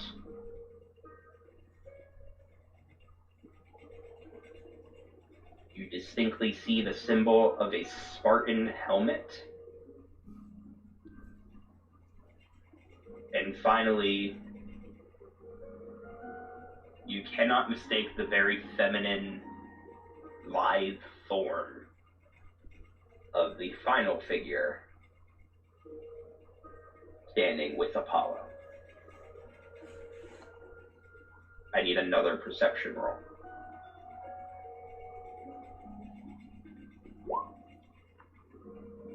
Okay, 17. On the other side of the globe, also in heated discussion, you see the following. One moment.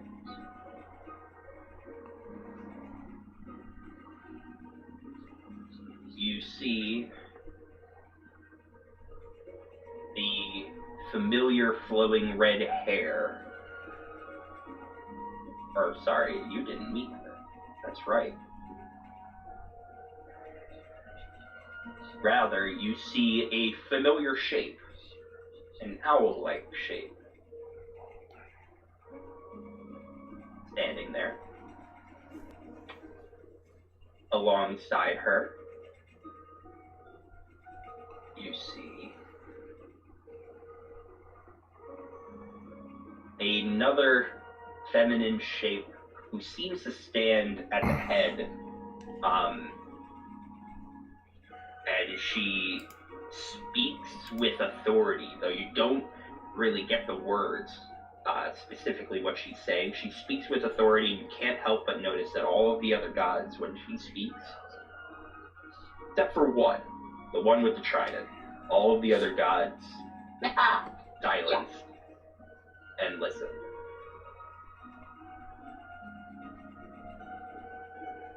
Also with her, you see a very shorter god, shortest among them all, but you cannot help but notice his familiar hammer. And finally, a god bursting with energy. You only can assume that he is the god of the messenger of the gods, I should say, the herald of the gods. I need one more perception check.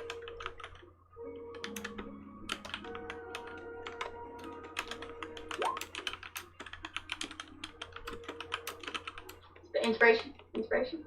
Definitely. Yes, Information, my inspiration? Yes, you have my inspiration. Take it. There it is. So, heated. These gods, whereas the others other than Apollo were, shapeless and you only could see like bits and pieces, forms and the like. These gods are crystal clear, similar to Apollo. First, seated at a somewhat distance, and honestly, it appears like they're not even paying attention to what's going on, is the god Dionysus.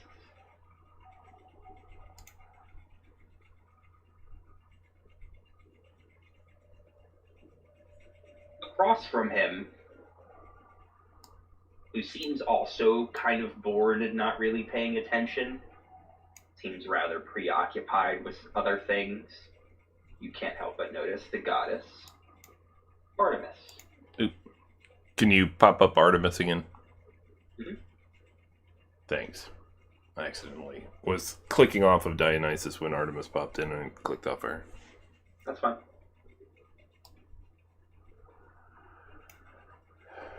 Seated side by side, one of the gods you can see, who's kind of watching this whole thing unfold between the gods standing around the globe, kind of watching this with a furrowed brow, is the god Hades. And finally, seated at the head of this circle, so to speak, definitely seated with prominence, and not staring at the globe, not staring at the other gods, but staring directly at you, Calypso. Yes.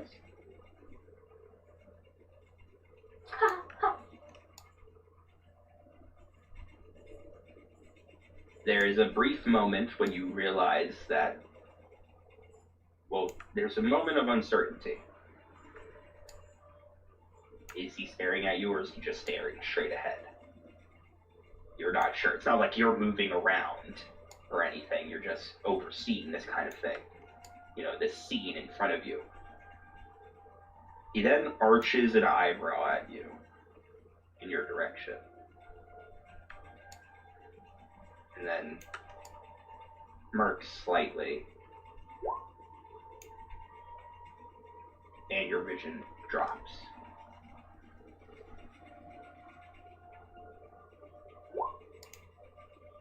No.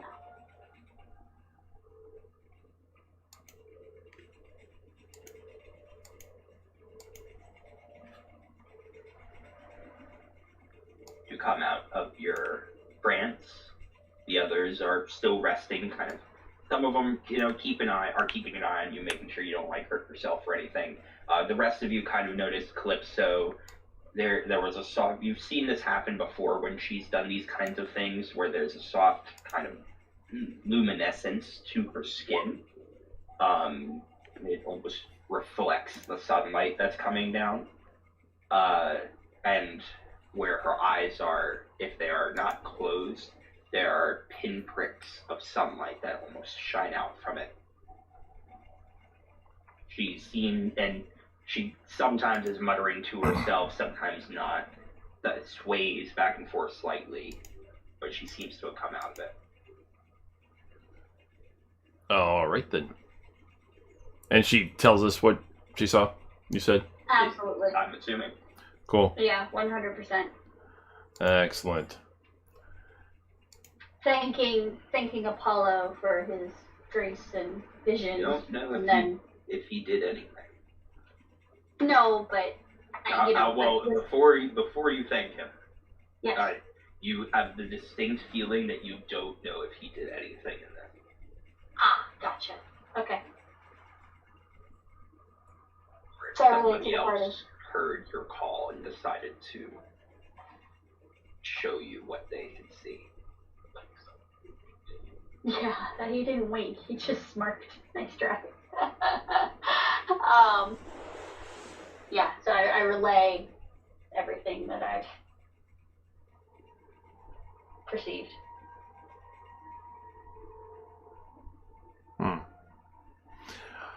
All right.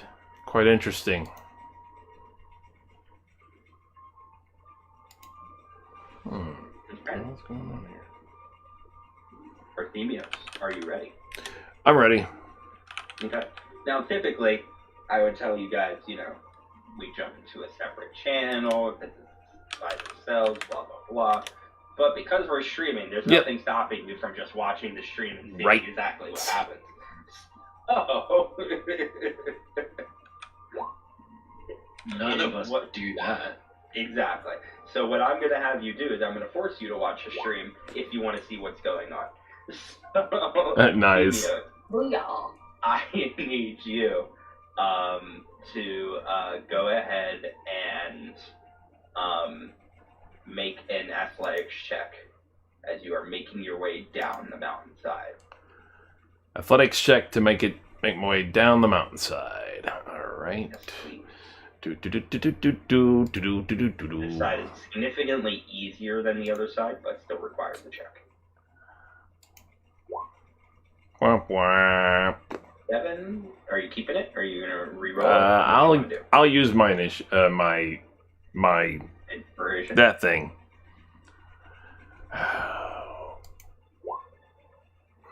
Okay. A 15 is enough. You make your way down. No rolled ankles this time. And it still takes you a solid 20 minutes. I do need a stealth roll now from you. Yes, stealth is a thing that I sometimes do. There you go, me sneaking.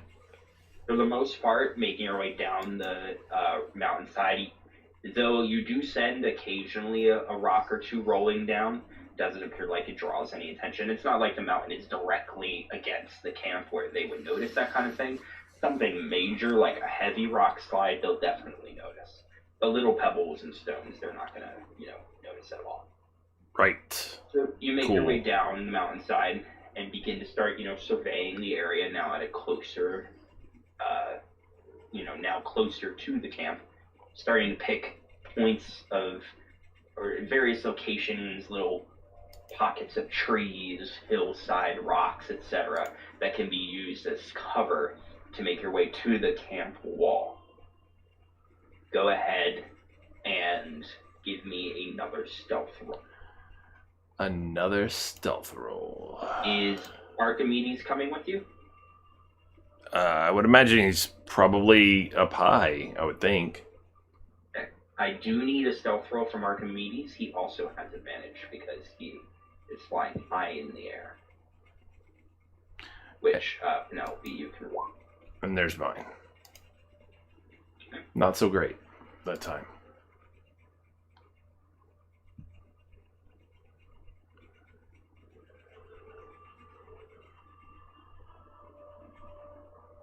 Penelope?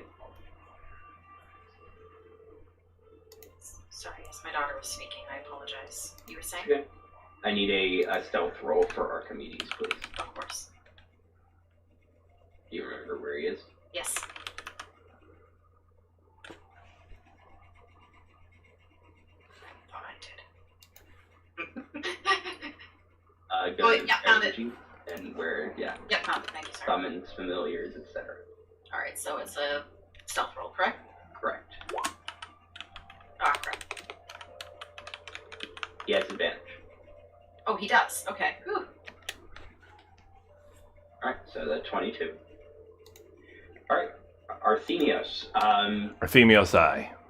You're having some trouble, finding sufficient cover, but you don't raise any alarms.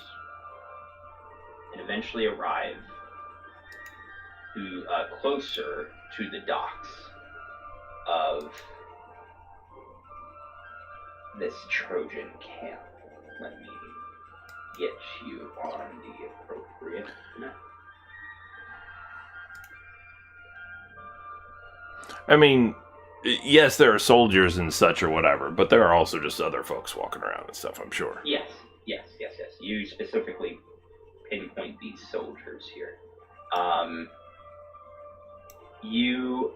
going to say you make it to the walls of the camp, you make your way around. By the time you reach the edge of the walls, you are like here. Got it. If you can see. No, what I saw mean. it. So I saw I'm it. actually going to put you on the map. Blip, blip, blip, blip, blip. There. I am there. So give me a perception check and a stealth check. Perception and stealth. Perception first is at normal, and that will be poop is what it will be. But stealth is at advantage, and it will not be poop. You actually decide to climb up the wall of this small building here and essentially get onto the roof. You're high enough above that you feel like you're not going to get noticed by anybody. You feel like you're in a good spot. Unfortunately, though this is a decent vantage point, it's not the best vantage point, and you do miss bits and pieces of the patrol, so to speak. Details But and you such. are able to at least get some of this guy. It seems that he is patrolling to here. Mm-hmm. And then to here. And then he kind of disappears from sight, going in this direction. Right. Before you regain sight of him here. Right. So he seems to be making that circuit. Got it. Essentially. The other two, you can't really tell. Understood. But it seems to be a standard, day on the Trojan dock. They aren't necessarily at alert, but obviously the Greek ships are still nearby. Right. So it's not like they're, just lackadaisical in their movements. As they are walking around and whatnot, Penelope, can you give me a perception check from Archimedes? Normal, correct? Yes. 24, nice. Archimedes does kind of a swoop, comes over to you and whispers to Archimedes, giving you the movements of the 3 guards.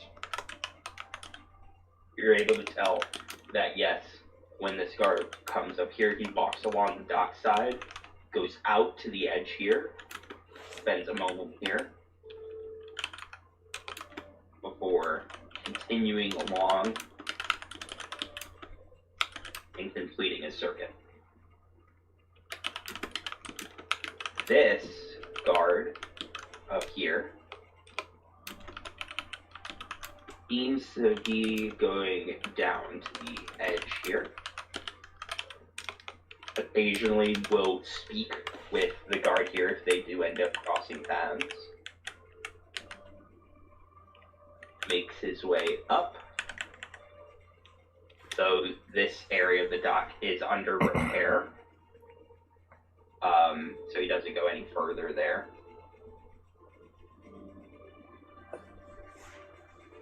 Makes his way onto the ship, which you can see there are some soldiers already on the ship. I haven't placed them, but there are soldiers on the ship. Sure.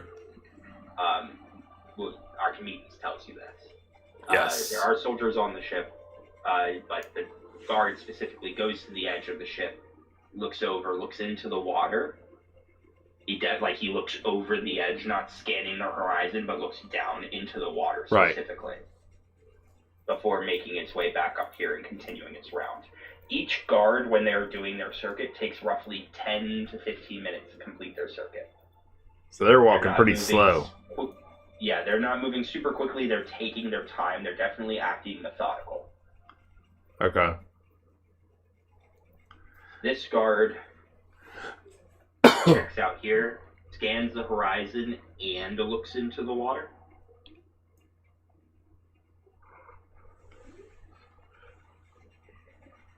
Kind of, again, kind of coming around this edge. Same thing. You catch glimpses of him briefly as he comes around. And completes his circuit. Mm-hmm. Okay. How long are you willing to stay here and observe? Well, it takes them 10 to 15 minutes to do the circuit, you say?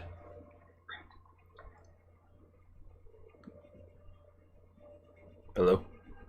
Yep. Okay. Then I am going to...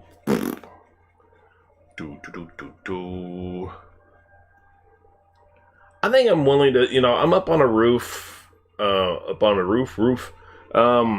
I think I am going to hang out here, actually, and see if there's any other comings and goings over the course of, let's say,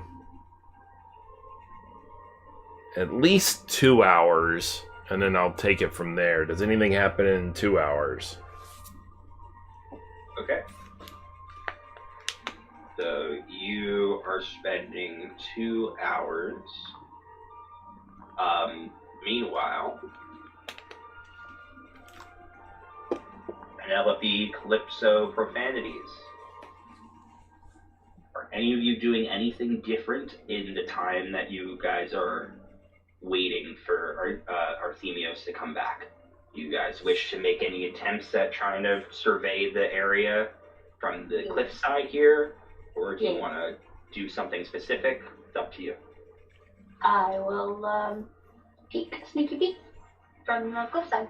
You're confident that unless someone has like eagle-like vision, No, I one's know. gonna notice you up here. Yeah, I know. I was just didn't necessarily mean stealth. I just meant just I'm a peek. Okay. Profanities, Penelope. It appears as though Penelope has moved into position, although we do not hear her. Sorry, there are about 1,000 dogs barking outside my door. The hound. So you're going to look as well, and profanities, you were saying? I am going to watch our perimeter as the ladies in the group are watching the soldiers. Okay. I am going to watch the pass itself to see if there is any traffic coming our way. Okay. I would like all of you to make perception checks. Penelope Calypso. I'll let you keep it. It was meant to be a disadvantage, but I'll let you keep it. Oh, Oh, whoops. Sorry. Is mine at disadvantage as well? Yours is fine. Theirs is just because it's such a far target.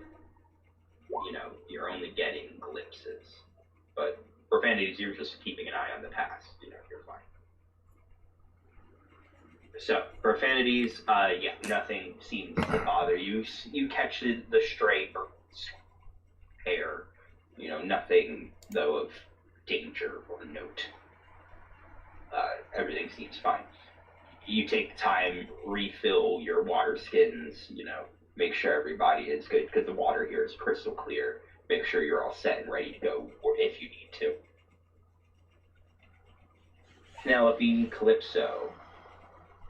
Calypso and Penelope, you both see movement, but again, hard to tell. They look like, ants. That being said, you both notice a ship is now leaving, which Arthemios noticed specifically, that this ship at the top, which I will say, even though, you know, the map, it makes it look like a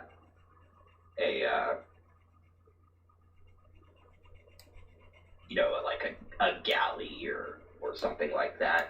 Or not a galleon, I should say, or something along those lines. This is, you know, it's like still a trireme. Yeah. It's still a trireme. There is a large central sail, and there are oar ports that you can see. You do notice a significant ram here on the Okay. edge. This ship leaves. You'll notice that this ship is larger than the Greek or Atlantean ships, but obviously requires more rowers and manpower.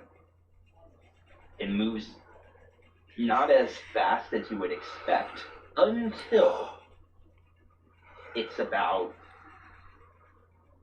100 or so feet from the dock. Once it's 100 or so feet from the dock, you actually see the water as if the tide shifts and propels the ship forward.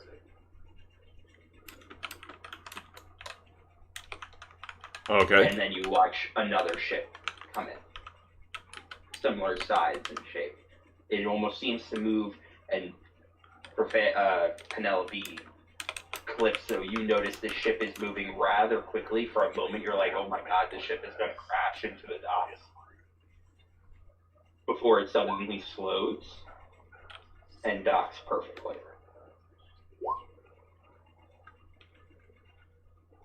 As this new ship comes in, Calypso, Penelope, you see one of the, ants, essentially, move to the side of the water, and then there appears to be a disturbance. Go ahead and give me another perception check, Arthemios.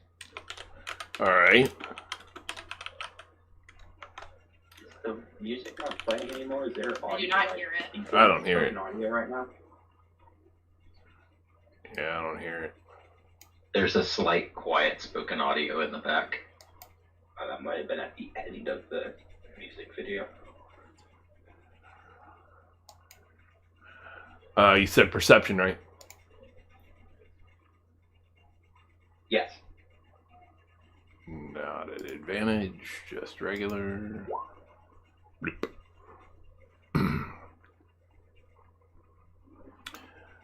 There it is. Okay. I need a perception check from Archimedes, as well as a stealth roll for Archimedes.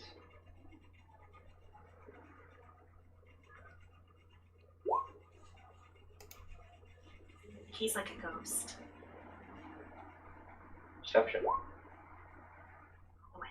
He has advantage on his perceptions because of sight. Apologies. I should have told you that last one.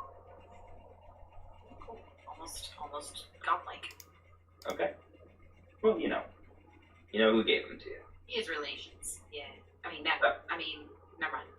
Arthemios, you watch, you can tell that one of, this guard up here. Yeah. Has gone to the water's edge, and the other guards have joined him. They've all gone to the water's edge. Okay. But you can't see what's happening. Can't tell. Got it. Archimedes does, and quickly reports back to you that something came out of the water, spoke with them, handed them something, and then you watch as two of the guards return carrying large crate, Alright. and then disappear into a house. Oop. Or a building. Got it. Essentially. Before, a few moments later, reappearing and retaking their posts. Alright. Patrol. Dropped off a crate. This is what is described to you by Archimedes. I need Archimedes to also give me a nature roll. If he doesn't have nature proficiency, then just click intelligence. And it's flat, not an advantage.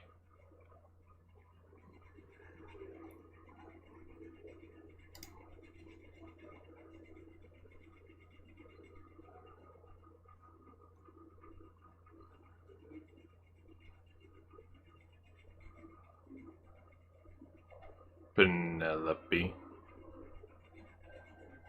Penelope, Yes, Melody. Sorry, my daughter again. it's okay. I need a nature roll from Archimedes. It's Flat, right? rolled. Yeah, it's rolled flat. Arthemios, you can make it again, but it's a disadvantage because you're kind of having to interpret it from the description. I can make That what? you can also make a nature roll. Oh, a at nature roll. disadvantage. A disadvantage. What would a nature roll be for him? He doesn't actually It's- have that. Just click intelligence. He seems okay. I think he's at 1 with nature. I do not You understand don't what really you're saying. you don't really understand what he's describing. Archimedes, after describing it, he realizes what this creature is. So he describes, because he only was able to see some of the creature, whatever was exposed out of the water. But the creature was large in size. It had a large frill along its back, similar to that of a fish or lizard-like creature. It had like a frill spine, so to speak, with webbing, with green or greenish blue webbing. The body of the creature itself was almost sunken in, where he could actively see the ribs of the creature, and the head was fish-like, almost like an angler fish. The teeth without the luminescent bulb at the top. The teeth were sharp and protruding. He also noticed that the creature held a harpoon of some kind in its hand. Cool. Realizing what this is, he tells you the name of the creature, giving you a further description, and unlocking this handout, that what he just saw, some of the soldiers of Poseidon, also known as Centaurs. We couldn't come up with an easier name than that? Fine. We're gonna call him an aquatic centaur. Feel free to follow them at lead. I'm gonna call him Fishman. He has lobster leggy things. Fish horse lobster man. Alright, I'll go with that too. Seems a bit of a mouthful. Bet he goes really good with lemon butter though. Alrighty. Doesn't know necessarily anything about them combatively, though they are warrior-like in their form, like any centaur. They are warrior-esque. These were centaurs that were brought to the water and have adapted as such. Alright then. Cool.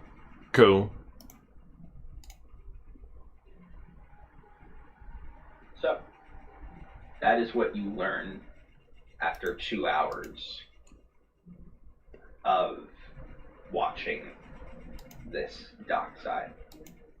Guards do change out. It doesn't look like they keep a heavy guard presence here, but like I said, there are some more. Archimedes does tell you there are some soldiers on the ship, of course. If a ship is docked, it's much more likely that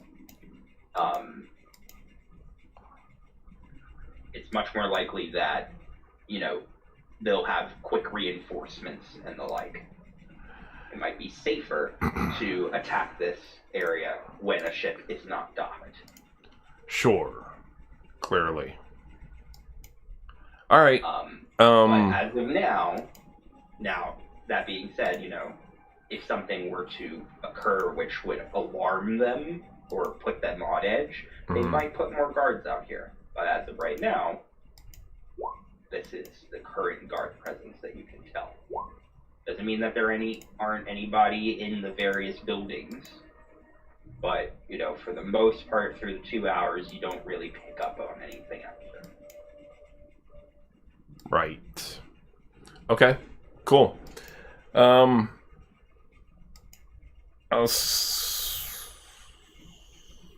think I'm gonna go. I think I'm good with probably after watching that and everything like that, bailing out of here. Okay, give me another stealth roll. I need a stealth roll from Archimedes as well. Heard.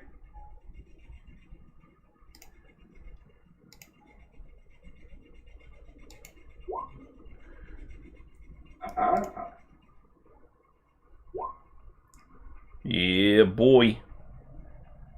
You gotta roll again, Penelope. Oh, okay. Doesn't have advantage on this.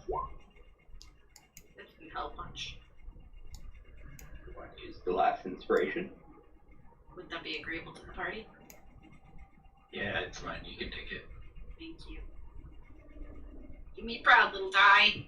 We'll see how your gods favor you. Better. Better. More than double, so yeah. You are able to make it out of the town, out of the dockyard, and back to the mountain's edge without issue or alarm. Go ahead and make an athletics to climb up. Archimedes He's just flies, but he gives you all his well wishes. Bye. Archimedes flies ahead to alert the party that they are returning. You do so without issue. And with that, everyone is once again together back on the mountain's edge.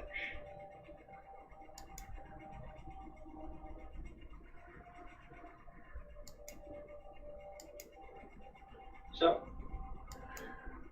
the information is relayed to you all. What was heard, what was seen, what was saw. Right. Yep.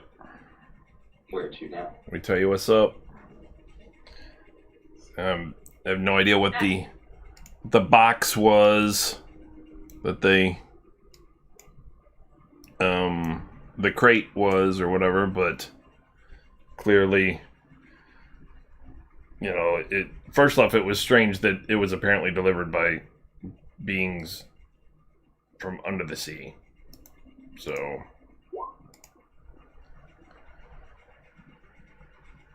Which one? Thank you. Oh, okay, never mind. Sorry, it was just blocking the stream. I have no volume, so I'm just letting you know. what's that? I'm just watching the stream, make sure that like if it looks good, it does. Oh, I thought you were saying that it had no volume. No, I'm check. I said I have no volume up. I can't hear anything on it. But Oh, you were asking if I would close the handout. I did. I thought you were yeah. controlling it, right? Yeah, I did. I just did. Okay, I see that now. There is a delay. There is. Okay. Where to? Back to camp? Yeah, I was about to say, should we go back to camp now? Yeah, I think so. I think we're probably ready for that, right? Yep. Yes, definitely. Alright, I need athletics checks from everybody. And can we do the same thing where somebody who can assist I can stay up at the top. goes This is down with? not that kind of check. This is a continuous Oh, okay. climb on I your thought you way were talking down. about the Just climb. like you guys climbed on your way up, you have to climb your way down. Okay, got it. Alrighty. Sorry, Calypso. I'm gonna guidance myself. It will not work. It's a period of Guidance time. is for singular, in the moment checks, not for continuous. I mean, Let's more. if I concentrate really, really, really, really hard. No, I'm kidding. You might succeed.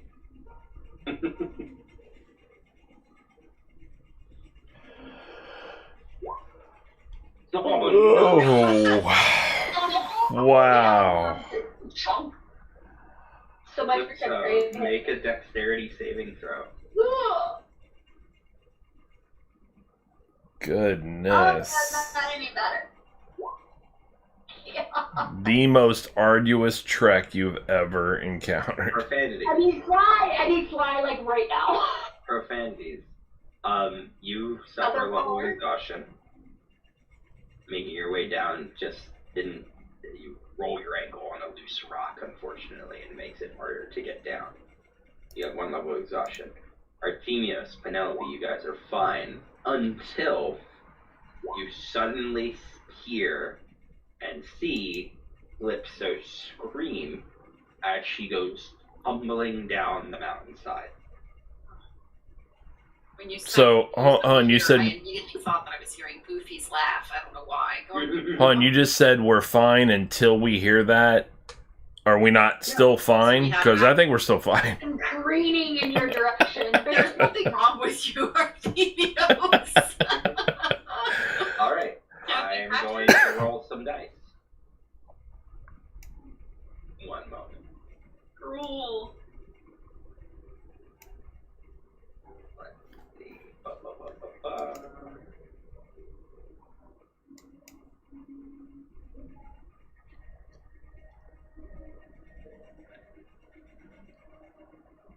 Second.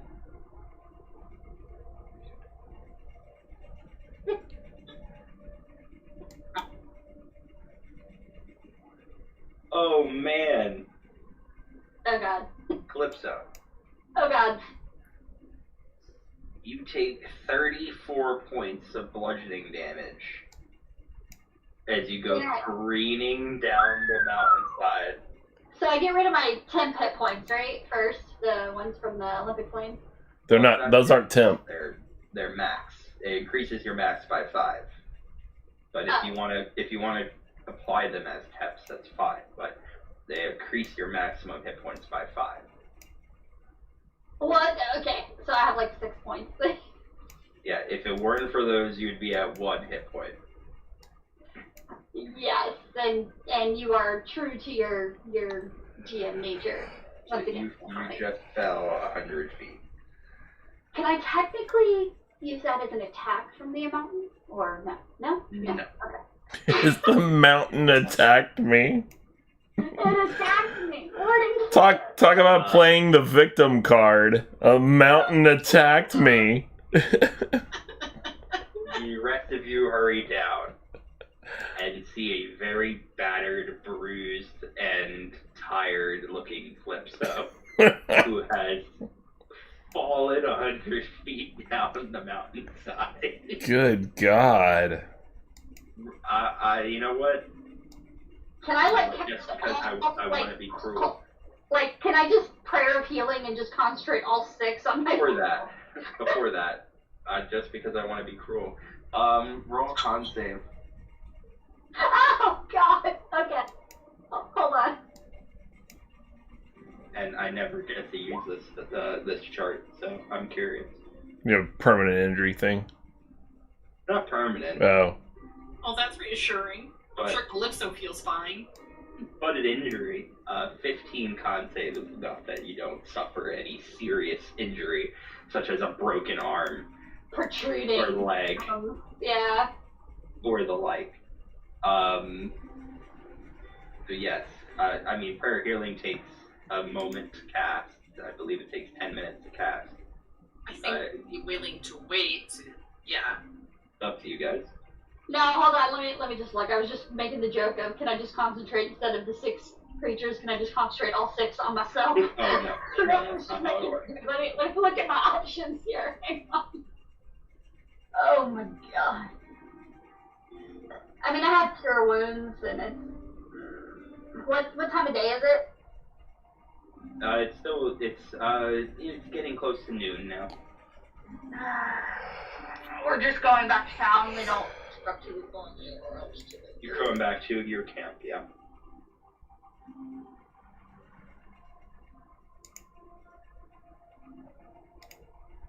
All right, cool. Hang on, I'm looking. Okay. So spellcasting ability would be wisdom, so that's 3, right? So cure wounds would get me 1d8 plus 3, and the other one is 2d8 plus 3. You? How long is it back to town? It's half a day. Oh, of open terrain, right? Relatively. Oh, forget it. I'm doing prayer of healing. Forget it. Okay. You guys take the 10 minutes. Anybody? Go ahead. Did No one anybody else else is get injured. injured? Sorry, guys. No one else is. Everyone else is fine. Yeah.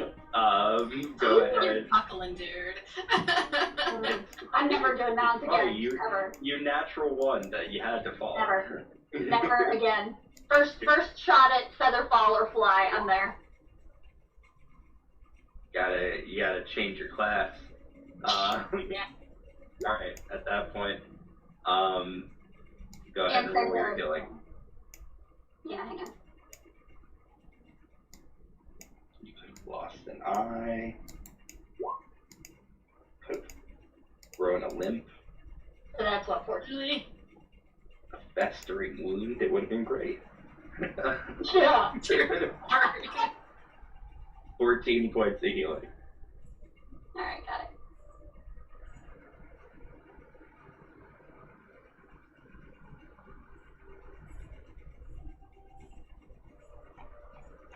I'm done with Minotaurs or whatever the heck they're called, and I'm done with mountains. Done. Anything starting with an M, I'm out.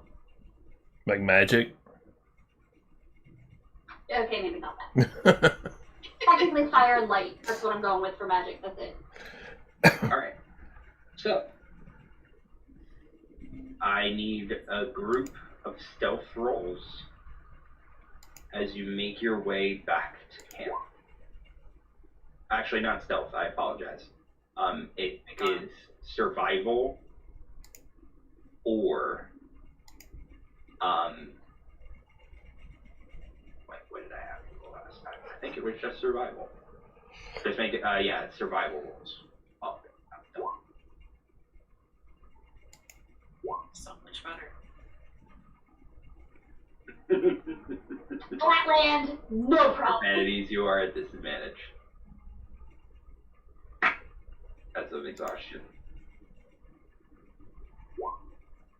There we go. Still better than mine.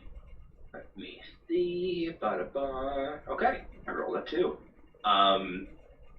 Yeah, you guys are able to make your way back to camp. It's about half a day's journey, as I stated before, so getting back to camp puts you in the late afternoon. And as you're arriving back to camp, you can see it's not in flames.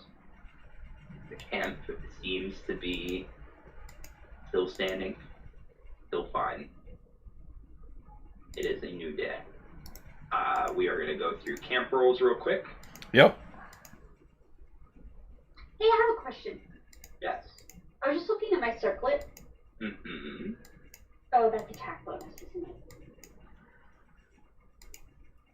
Not What are you looking at? spellcasting ability. Nothing. I think I misinterpreted spellcasting ability, the wisdom check for the attack bonus. Never mind. I apologize. Okay. Better apologize. So, let's go over our character roles, camp roles. Yeah. We will start with our villagers, who you have more of. I'm going to say because you guys get to camp so late, this is all the roles from yesterday, the roles for today as well. We're going to do 2 sets, basically. They kept to the same task, so to speak. Okay. As they, our Cantos and Ajax are kind of trusting your judgment, and they're doing their own things, such as guarding the camp and training military soldiers. So they're trusting in you guys to kind of manage what's going on. So if you're not here, they say, whatever you were doing, do it again. Got it. So, utilizing our villagers, we are now at 12 villagers. Crazy. Okay. So, first person, whoever wants to do it, roll a d20 plus 2 for fishing and hunting.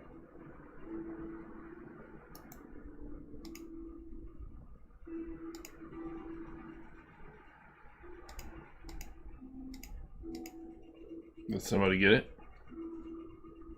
Let's do it. 17. Okay. Moment.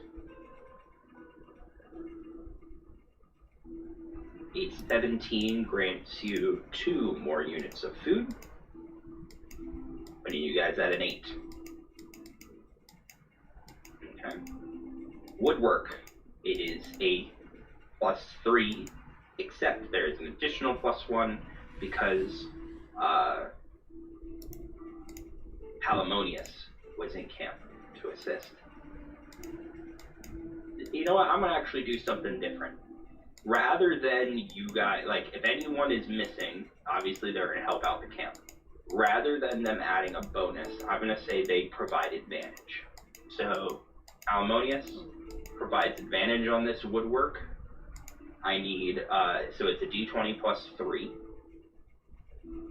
Go ahead and...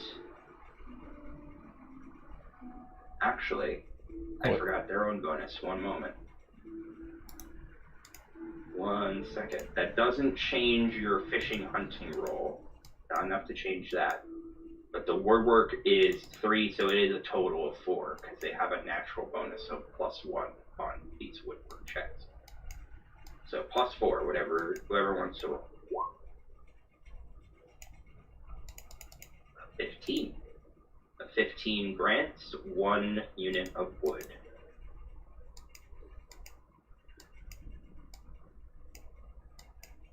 Right? Got it.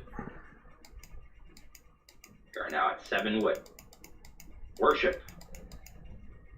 This is also a +1. So in total +2 to whatever roll you make. A 14 is enough for 1 point of favor. And you guys have not tasked anybody to build, so we're going to do this once again. I need a +4 on fishing and hunting. I'll get that one. Did it go? Yep, that 21. Yep. Okay. So that is 3 points of food, putting you at 10 total, subtracting the 1 needed for the day's worth of food. Woodwork with advantage, so that's rolling twice. I need a +4.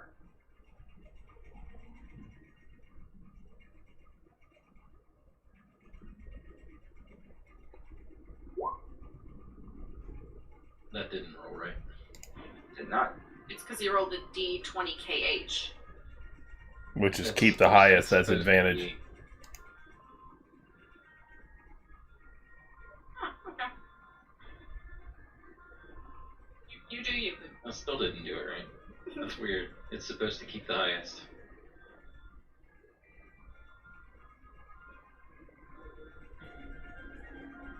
You said +4, right? Mm-hmm. That's the first roll. 6. Mm-hmm.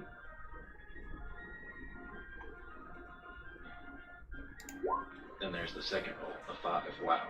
I don't want you pie rolling anymore. Just throw I it know, there. right? Wow. Yes. Unfortunately, it seemed like they struggled to bring in any extra wood today, and thus did not gain any additional resources from this source.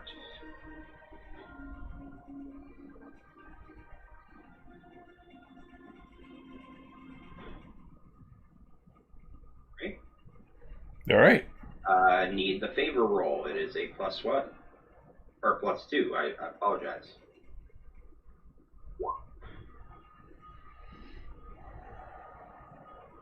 All right, a 19 gets you 2 points of favor. Yay.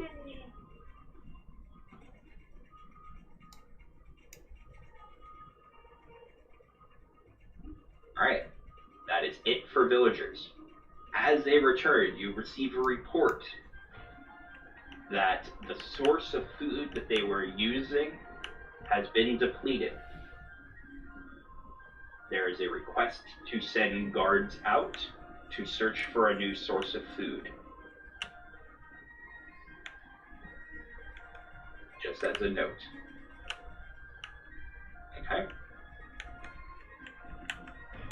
We have now utilizing our troops. Utilizing our troops. You have 20, or you had not 20 anymore. 16, I believe. Yes, because you sent 1 set of your troops out. So, we will apply those wild points to this, or to the first set of rolls. We will not apply them to the second set of rolls. We will go from there. So first, scouting. It is a 1 moment.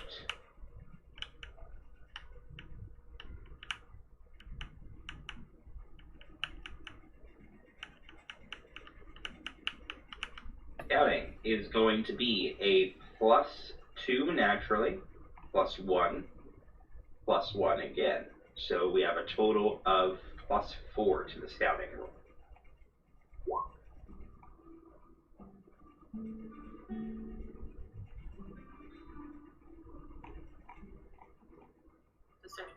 Give me a sign. Do this one. Wah, wah. Calypso art. Sorry, Calypso. Oh, she gets Yay. sorry and sympathy. I get don't ever roll again. There's no bias here.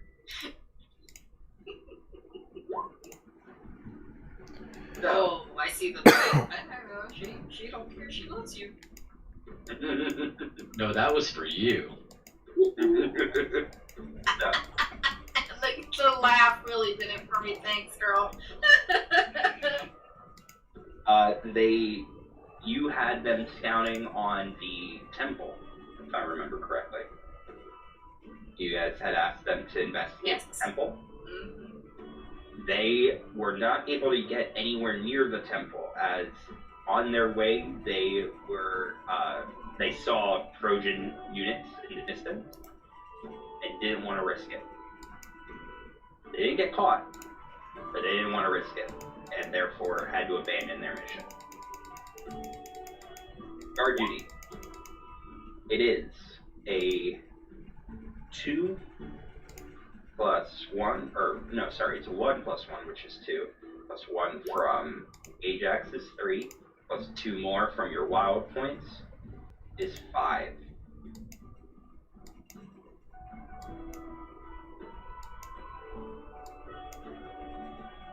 So +5 on this. You have redeemed yourself, so.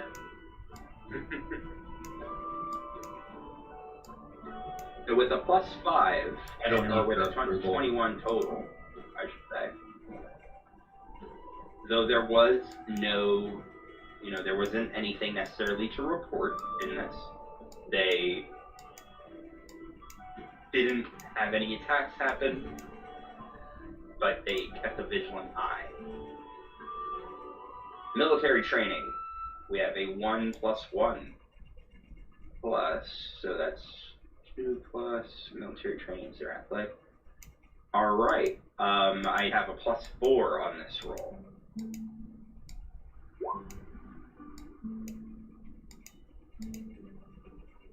+22. Nice.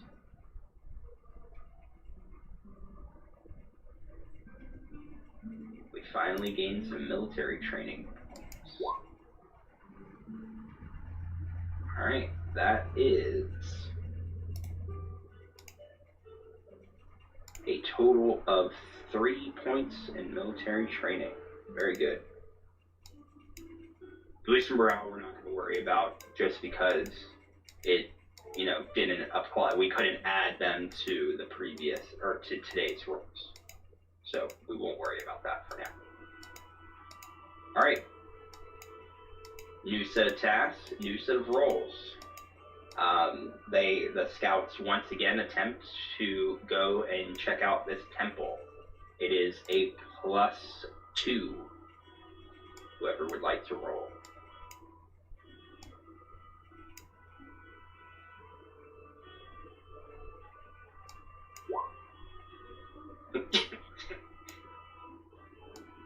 On Arthemios. Arthemios. What? You haven't rolled. Make the scout roll. Oh, you want me to? Oh, okay. Sorry. I didn't know Bye.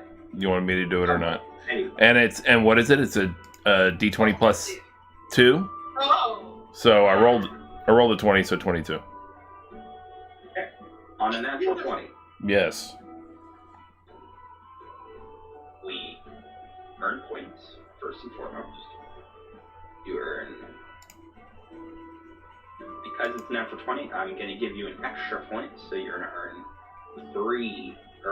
4 points in scouting.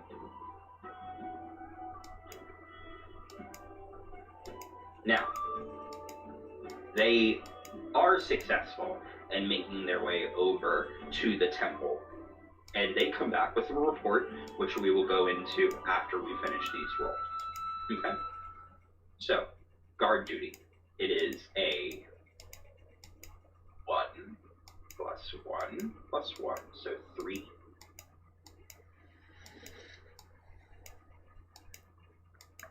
A 20 plus 3.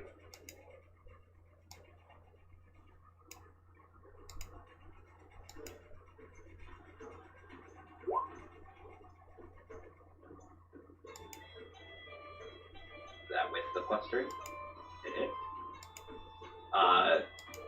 Luckily, there was no attack. The guards weren't quite as efficient today and get a solid reprimanding from Ajax, but there was no attack, so there was no detriment either. Military training, we have a 2 plus 1 plus 1, so you have a plus 4 on military training.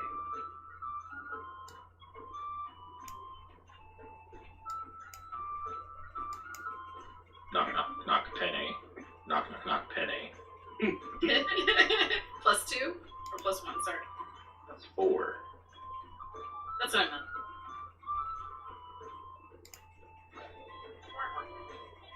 A 13 is enough to get at least 1 point.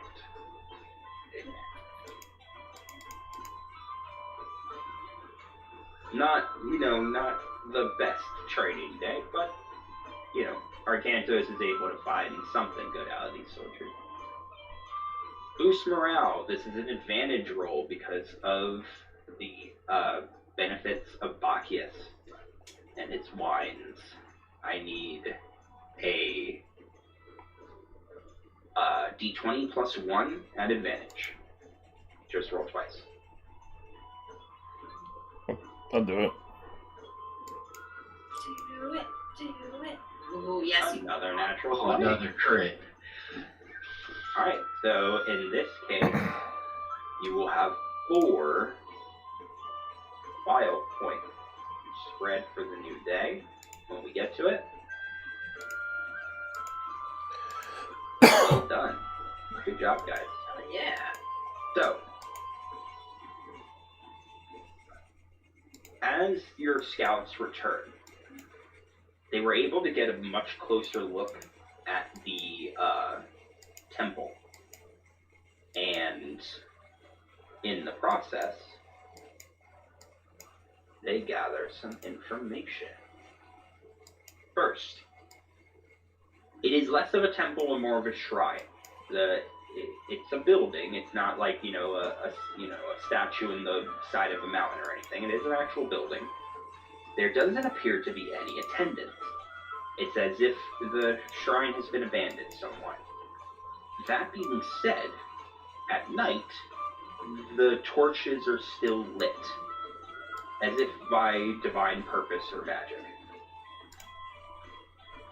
As far as the reports of winged creatures that are nearby, they were able to confirm that these winged creatures have taken up nests on top of the temple.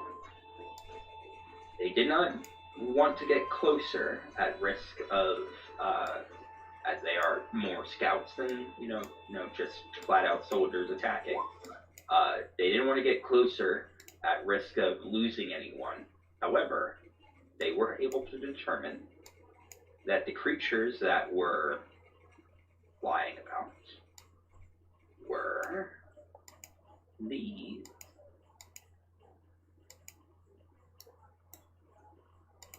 Oh, yikes.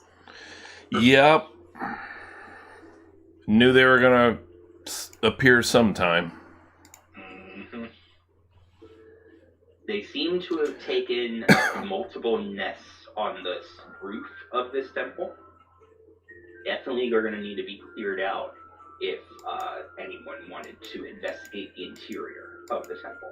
They weren't able to determine who the temple, or who the shrine was. Sorry, not temple. Who the shrine was devoted to. Simply because, but they believe it isn't a major god. Simply because there was no iconography on the exterior that would typically be visible for a major god's shrine.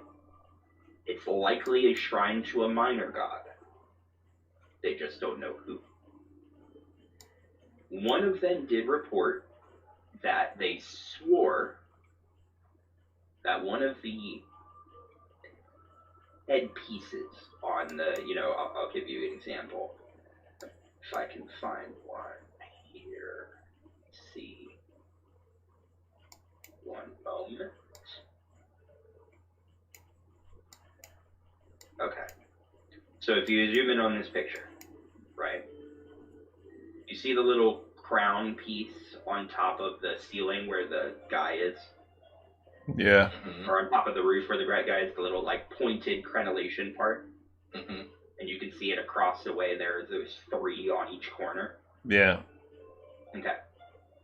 There's one on the center point, and then on the other end, the same thing. It, from a distance, looks like stone. Looks like a winged creature. One would assume potentially another heartbeat, but you're not sure. More like a gargoyle-ish type of thing. Less demonic Mm-hmm. in visage. They didn't get close enough to get any details, but it had wings. They could tell that for sure. He swore that one of them moved, Okay. but no one else can verify that. But it's of a winged creature. That's as much as they can say. Got it. With that, at this point in the day, it's getting later. Is there anything you guys wish to do before, or for the rest of the day? I'll say you have maybe 3 or 4 hours before sunset. Definitely. Is there a... We're still within camp, correct? You're back in camp. Alright. Are there any areas here for like a temple or anything like that here, or it's just a straight up camp? I'm sorry. You can build a temple. Your If you theory want. is so funny. Oh my god. You can. It's one of the Oh, it things is. you can build in your camp. Sarcasm has fallen away. I apologize. Yeah, see? Do we want to arrange Temple. stuff now? You can build something if you want. As of now, there is only like a small shrine that you have some villagers tending to and praying at, but other than that, not really. Well, honestly, I feel a general store would be a better place to begin, but I don't know. It's up to you guys. They won't be able to start until tomorrow, but they can.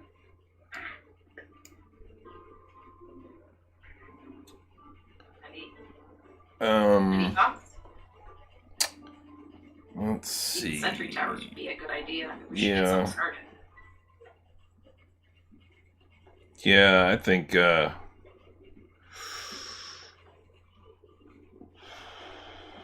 will also note that your scouts that went all the way out to the temple to scout it out, right. they are like exhausted. Sure. Because it takes almost an entire, day's worth of travel, so like 16 hours, so to speak, Right. to get there, and they had to get there and back. So they moved efficiently, but, the first day they didn't even attempt it. They just couldn't get far enough without getting noticed. The second day, they actually made it, but they got back in time to report to you guys, but they're exhausted. They've been, traveling all night. And how much material do we have right now? You can see it in the top left. Oh, yeah. Okay. Sorry, I didn't have it on the screen. 7 wood, 10 food, 6 favor Gotcha. at the moment. And as I stated, you have run out of food from the source they were using. You will need to find another source of food in order for your villagers to gather anything. So in that case, I will tell you there will still be a food roll made assuming that you put villagers on the task, there's still a food roll made. It's just a disadvantage if you don't have an active source. So would a dock house count as an active source? No. Dock house. Well, hold on. Did I say the dock house gives you that bonus? It says it gives a +3 to a fishing hunting task. So no, you still need to find new sources of food. It just makes them more efficient. This was just the starter source. You're gonna find sources of food, and to be fair, you guys depleted it in 2 days. You'll find some sources that'll have 20 units of food, some that might have 30. So It's just a matter of how quickly you guys deplete it. How do they find other sources of fishing? Through scouting. Okay, so that counts as a scouting. They would go maritime instead of scouting ground. Yeah, it's a general task. They either they go out to water, they go looking for wild animal creeks and things. It's just in general they look out for means of finding new sources of food. Okay, but once the source is found, a dock house would add a +3 to that roll. A dock house is going to add a +3 to any fishing hunting roll. Okay, but we just have to find. Have a source of food. The roll is still made, assuming you have villagers there. It still gets the +3. It's just made a disadvantage.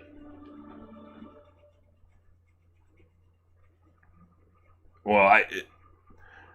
I don't know what anybody else thinks. As much as obviously at some point we're gonna need, all the things, the favor and all the other stuff or whatever.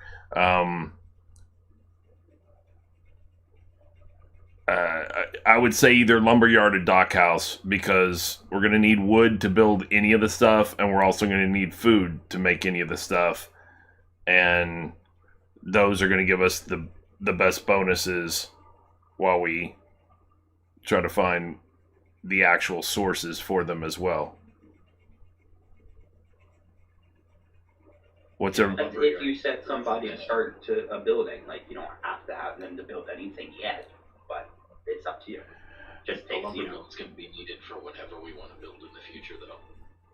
Yeah, and not only that, we have 7 wood right now, and if we built the dock house that uses 6, that doesn't give us enough to build the lumberyard. Whereas if we use the 5 to build the lumberyard, then we'll still have 2, sure, but at least then we can start hopefully producing, with the +3 on it, producing enough wood to make up the difference and then build the dock house after. So you guys want to go lumberyard first and then dock house so we can later? Yeah, that sounds good. It makes I like sense that way. Okay. Right. So you need to have villagers assigned to building in order for the lumberyard to, actually construction to begin. If you assign one group of villagers, it's going to take the standard amount of days. Every 2 groups that you assigned afterward decreases the time in half.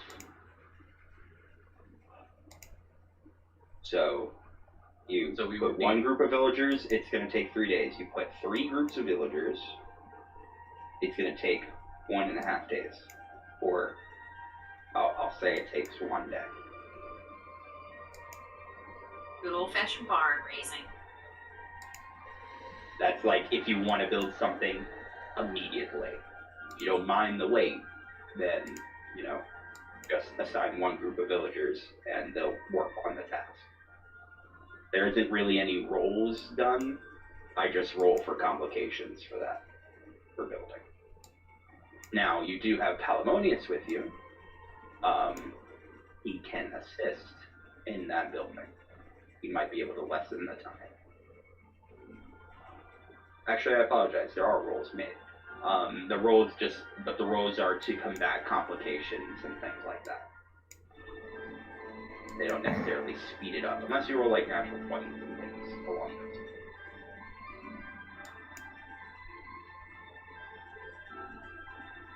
those. Okay. Okay. So, first, just to verify, is there anything else you guys are wishing to do in camp before the day ends?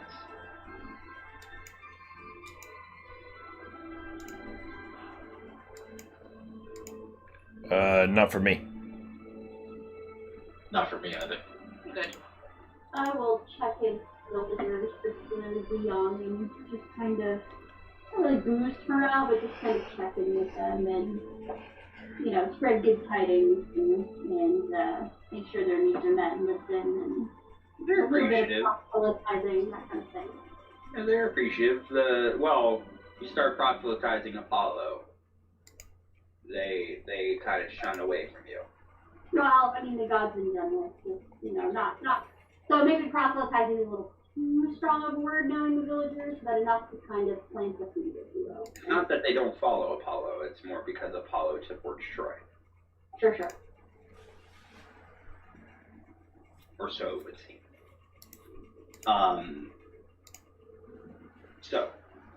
Yeah, they're being treated well. The Arcantos and Ajax and whatnot make sure of this. It's not like ideal conditions, but they're making do. So, if no one else wants to do anything, we'll end the day and begin the day anew with with you guys determining where you want to allocate your resources. So we'll start with villagers. You have 12 villagers to assign to tasks. Where would you like them to go? Currently you have them set 2 on fishing hunting, 3 on woodwork, 1 on worship. Well, we depleted our food, so now we have. Does it take them a day to find the food source and then we can assign back to food, or what? You can still assign them the food. It's like I said, if there is no active pool or active food source, they can still look for food. It's just at disadvantage. You don't have to send somebody to look for food. You have 10 days worth of food in your stores. Right. But if you're still trying to get food to increase your stores, if you don't have an active source, it's a disadvantage. If you have an active source, it's a flower.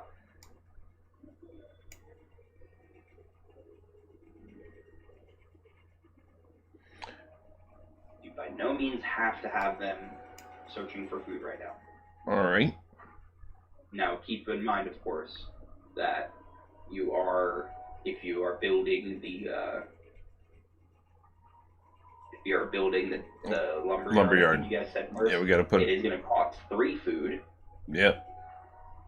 Because it is a new day, you are now at 9 food. So you'll be at 6 with the construction of the lumberyard. Okay.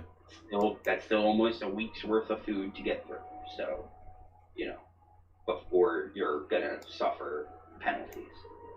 So, again, up to you what you So want. we have time to have scout, blah, blah, blah. Got it. Yeah. You don't have to, it obviously is helpful to have villagers actively searching for these resources to build up your stock. But if they don't do it for a day, as long as you have something in your stock, not the end of the world. So, 12 sets of villagers, where are they going? 12. How many have to go to building? At least one.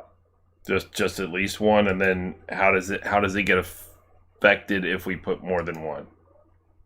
As I said, it's one to at least get it started, and it will take the normal amount of days. Every 2 sets of villagers after that cuts the time in half, rounded down. So 1, 3, 5, things like that. Correct. In other words, you put 1 on there, it's going to take 3 days to build that lumberyard. You put 3 groups of villagers there, so in total 6 villagers. 1 day. It's going to take 1 day. You put 5 groups of villagers, so 10 villagers there. I'll say it gets done in half a day. If we put 10, does time go backwards? It'll take half a day, I just said. We gain time. That's what I was thinking. Yeah. It's I might provide you a bonus on one of your rolls, like that it affect. it's Just fall because back. you build it fast. I'd say we put 3 on there, reduce it down to 1 day, and get the level Yeah, done. yeah, I think so too. And It then, makes a lot of sense. Yes. and not only, I think we gain the month's benefit from that. Really. Definitely. I don't want to give up on guard duty though, because No. we. Well, this is just definitely have villagers. that, right? This isn't. Yeah, this isn't soldiers. Okay. So then 3 on building. And now we have split the 6. rest. We have 6 more villagers, so 3 more sets to send out. You guys good with looks like one food and each. lumber? Oh well, I was gonna say, why don't we just do one on each? We can do that. One each. That's what 1 on worship, right? Yeah. Yeah, worship, woodwork, fishing, hunting, whatever. Okay. Sounds good. So 3 building, and then 1 on each.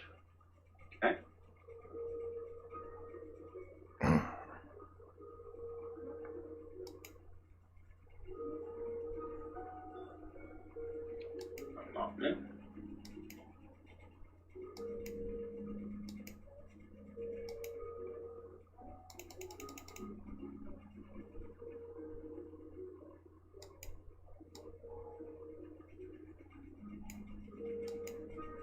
Alright, we're gonna add this as well.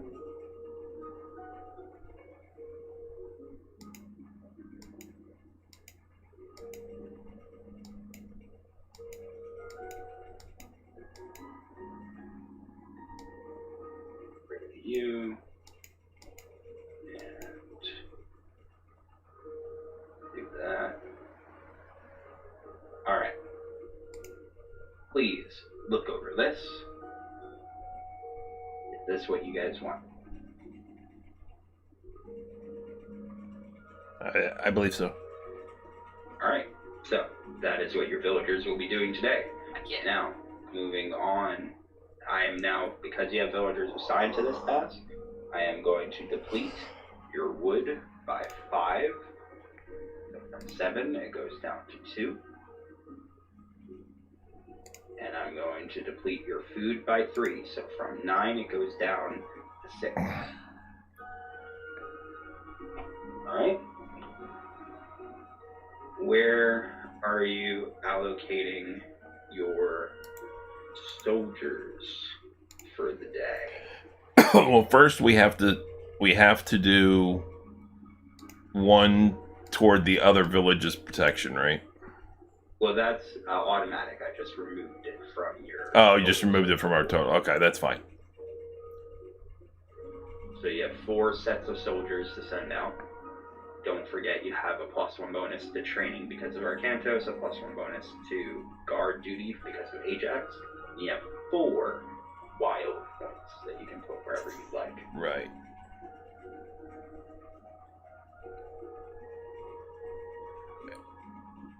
Currently, your spread is 1 on scouting or duty, 1 on military training, 1 on booster.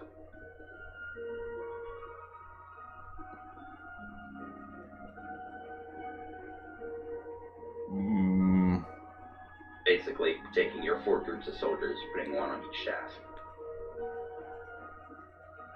yeah, I mean, we could stick with that if you guys want, and then I was about to say, I don't see any reason to modify that. and then Yeah, I don't either. and then we have 4 additional wild points, and those are only if.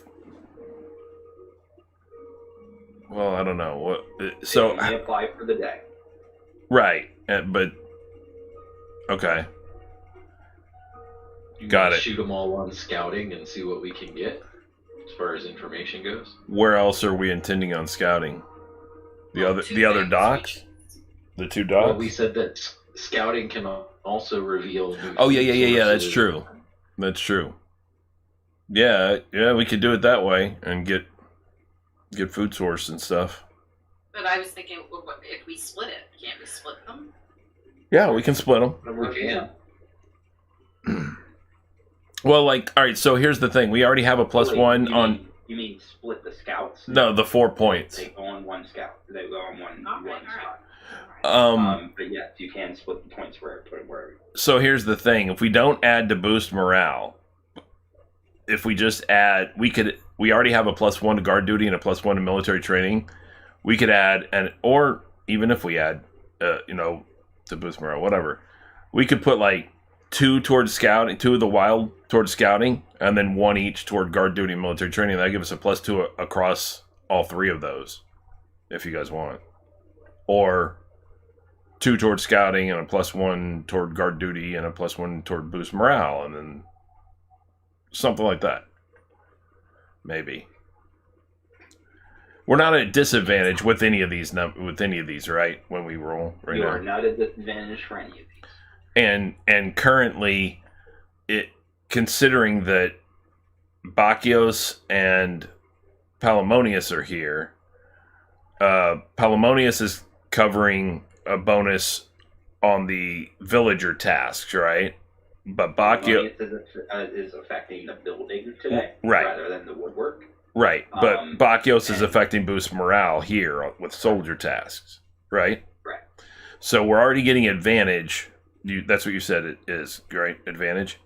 Mhm. All right, so we're getting advantage with our boost morale as it is currently. We're getting a plus 1 currently with guard duty and military training. We have 4 more points. What I was thinking, like I said, is if we put 2 in scouting and then 1 in guard duty and 1 in military training, then basically we have 1 guard unit in each one. We have plus 2, plus 2, plus 2 advantage going down the list. Correct. That's what I'm getting to. Does that sound reasonable to anybody? It's a pretty even distribution, I would think.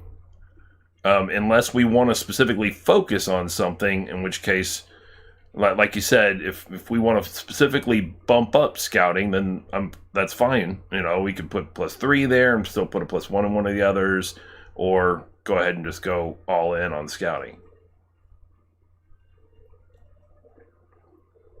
I don't think we should do that. I think we should do a more even path. I mean, it's not like our scouting rolls have been wretched. Yeah, We but still that's have just luck. a roll. You're just leaving it up to the luck of the dice then. True, but it's not like we won't get a bonus. I mean, we do have it. Well, yeah, we would get a plus 2 if we did a pretty even distribution. But the difference between a plus 2 and plus 4 could be big. Yeah, with in certain aspects, like you are collecting scouting points, they will help in final assault. However, the higher you roll on your scouting, the larger source of food in this is.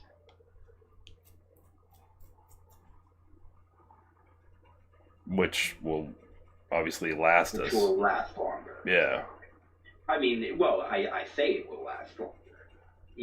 If you guys roll really high on your gather food, it might last just as long as if you rolled really low on a lower source. Right. Right, it's a bigger pool to pull from, and then depending on how long and how much at any given time, right? Right. Exactly. Yeah.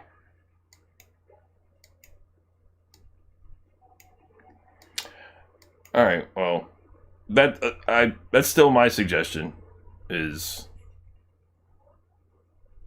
more even across the board. Advantage on boost morale, which we already have. 1 unit with each.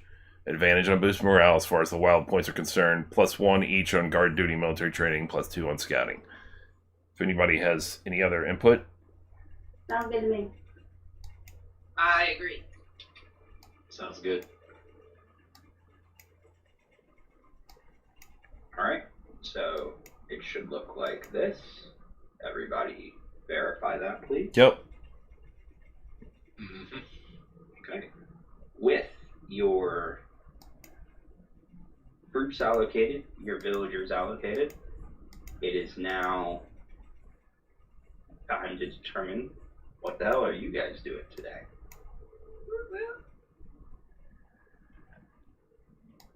Oh.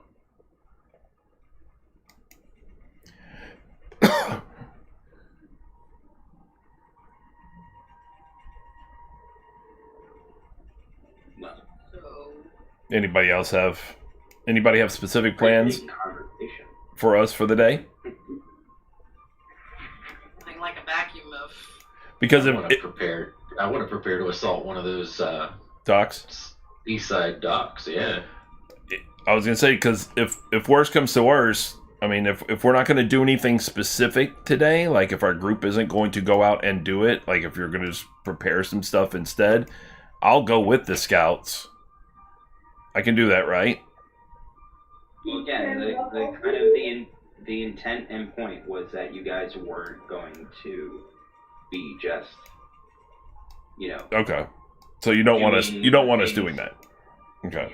Yeah, the point was that you guys weren't going to be spending your days just like waiting, doing things that your Got guards it. are doing. Okay. There's still the, as Cliff so pointed out, there is still the temple bride with where the harpies were reported. There's you do have the egg, an egg. It could be anything inside. You can try to investigate that some more. I think it's a harpy egg, but what do I know? You guys can assault the docks if you want, if you feel like you're ready to do that. It's whatever you guys want to do. But I also don't expect you to just sit and, do menial tasks that your soldiers are doing. Got it. So here's what I'm thinking. If we go to the temple or the shrine, whatever you want to call it, if we're under the impression that it is indeed harpies and stuff like that, like I said, I think this is a harpy egg for whatever reason. I have no reason to think this, but I do. And as a result, I would encourage us to bring it with us and potentially offer it up as a way to maybe even, I don't know, get harpies on our side. So yeah, or open communication. Is that town where we encountered the old man on the way? No, or is there that's somebody there toward the that east. we might have some reason to believe might have some kind of expertise that's been in the area for a while to kind of maybe identify? No, it is definitely, it's not on the way. It's the other direction almost. It's in the other direction. But, he is the village elder. He's lived a long time. He's probably been there a long time, or he might know someone who can help you. He would have the most knowledge of the area. Ajax might not be someone bad to talk to about it, because he's been in this area for a little bit, but that doesn't mean that he's the brightest bulb in the block. Sure. Arcantos might even know something, who knows? But if you wanted to speak with the village elder or anybody in the village or anything like that, that is on the other side of the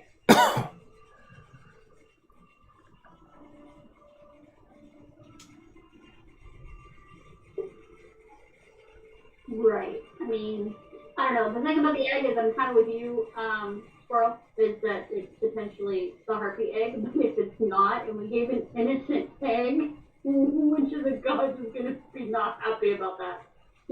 Well, I don't know though. I mean, obviously, if we make an approach and we open dialogue, without starting combat, and we mention, possibly having something that would, that would be of interest to them, like that type of thing. If they perk up basically, and we can show them the egg, that doesn't mean we have to give it to them. If we show it to them and they clearly react like it's one of theirs, then Or they're like, ooh, that looks delicious. well, yeah, and that may be the case too. Whatever. I mean, it's not like we know that it was going to be a successful venture to try to raise something out of it or anything anyway.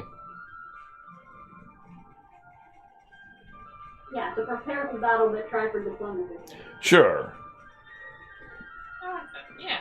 But at least it's a possibility, I mean, like I said, it may not be a harpy egg, whatever. But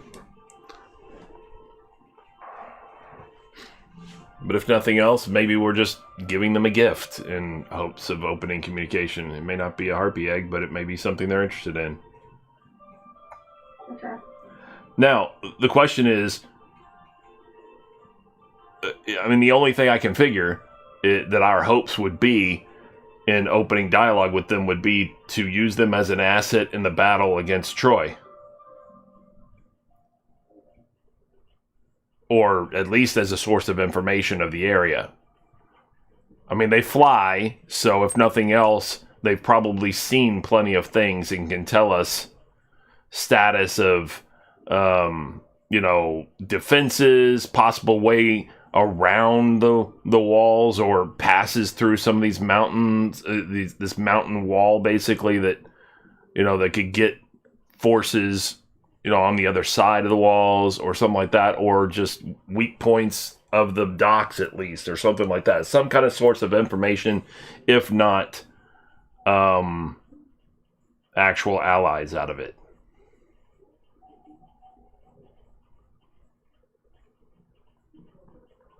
Does anybody disagree? Oh, I'm good with that. I'm also good with shredding them if they cross us. Well, yeah, I mean, that's obviously, we if they Did you cross upgrade us, to we a don't really longbow? have much option but to shred them.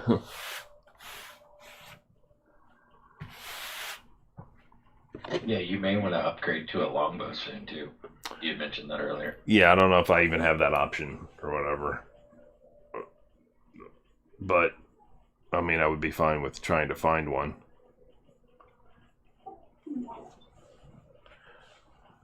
If we build a general store with an armory, then I could do it. You absolutely could. All right. Yeah, not enough a day. Mm-hmm. Today. Darn it. So, to the temple, Brian. Is that what I hear? I think that's pretty much the consensus, unless anyone has objections. Bring in the egg. Tamagotchi. That's what I named it. So, with your plans set and knowledge of where you are heading next, you guys prepare to set out to the Heartbeat Temple, where you hope that you'll be able to communicate with them in a way, and potentially gain a new ally. Worst case, figure out what's inside that temple and earn something through that means as well. But that is an adventure for another Saturday.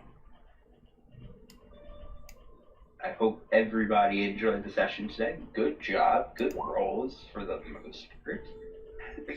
When we're But And the others were at least amusing. I hope you guys enjoyed. You guys did very well. You have successfully completed that portion. Earned some information, learned some things. Yeah, good job, guys. I'm going to well. commission a dress for Calypso that's filled with tiny little bells. That way when she falls downhill, at least it's entertaining to the locals.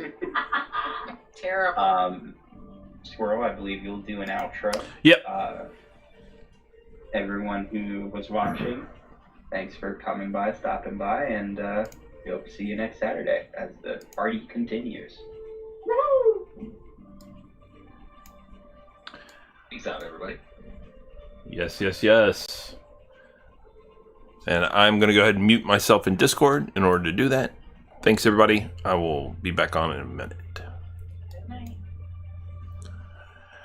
Good job, Alright. guys. All right, so I am muted there. Let me mute So, the. we'll let- Let me deafen so you don't have to hear them talk in Discord. Thanks a lot, everybody, for tuning in tonight. Definitely on another episode of Myths and Legends.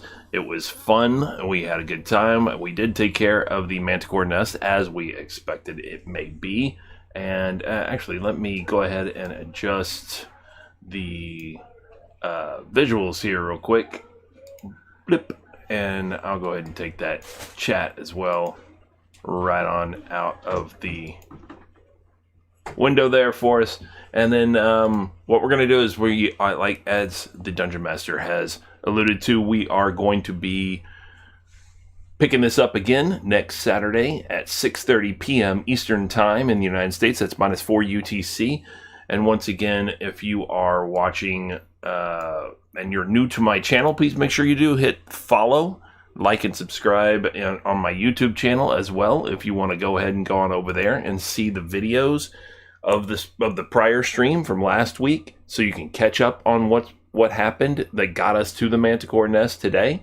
You can go on over there. It's also called Secret Squirrel Games. It also bears the same logo as you see in the upper left corner of the screen here, the Secret Squirrel Games logo.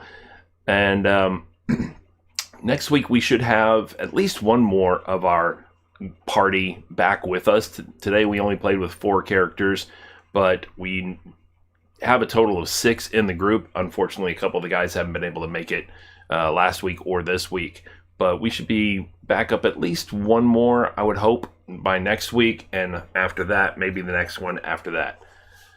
So we had a good time tonight, taking care of some Manticores, scouting out a little bit of the eastern docks, and we are going to, obviously, as anybody may have heard, head toward some harpies, what we believe at least, to be harpies at a temple, to scout that out again also, and possibly open communication with them and see where that goes next week. So tune in and you'll catch that. Then I am scheduled to go live with Crossout as the next game that I'm scheduled for. That's at noon on Tuesdays and Wednesdays Eastern Time, again, -4 UTC. And then at 3 p.m. Thursdays and Fridays, I also do Crossout. But between now and then, who knows? I could pick up any other game and possibly stream it. So the best way to find out when I go live with this game or any other game is to hit follow. So make sure you do that. All right. Thanks a lot for tuning in, and we're going to see you next week. All right. Take care, everybody.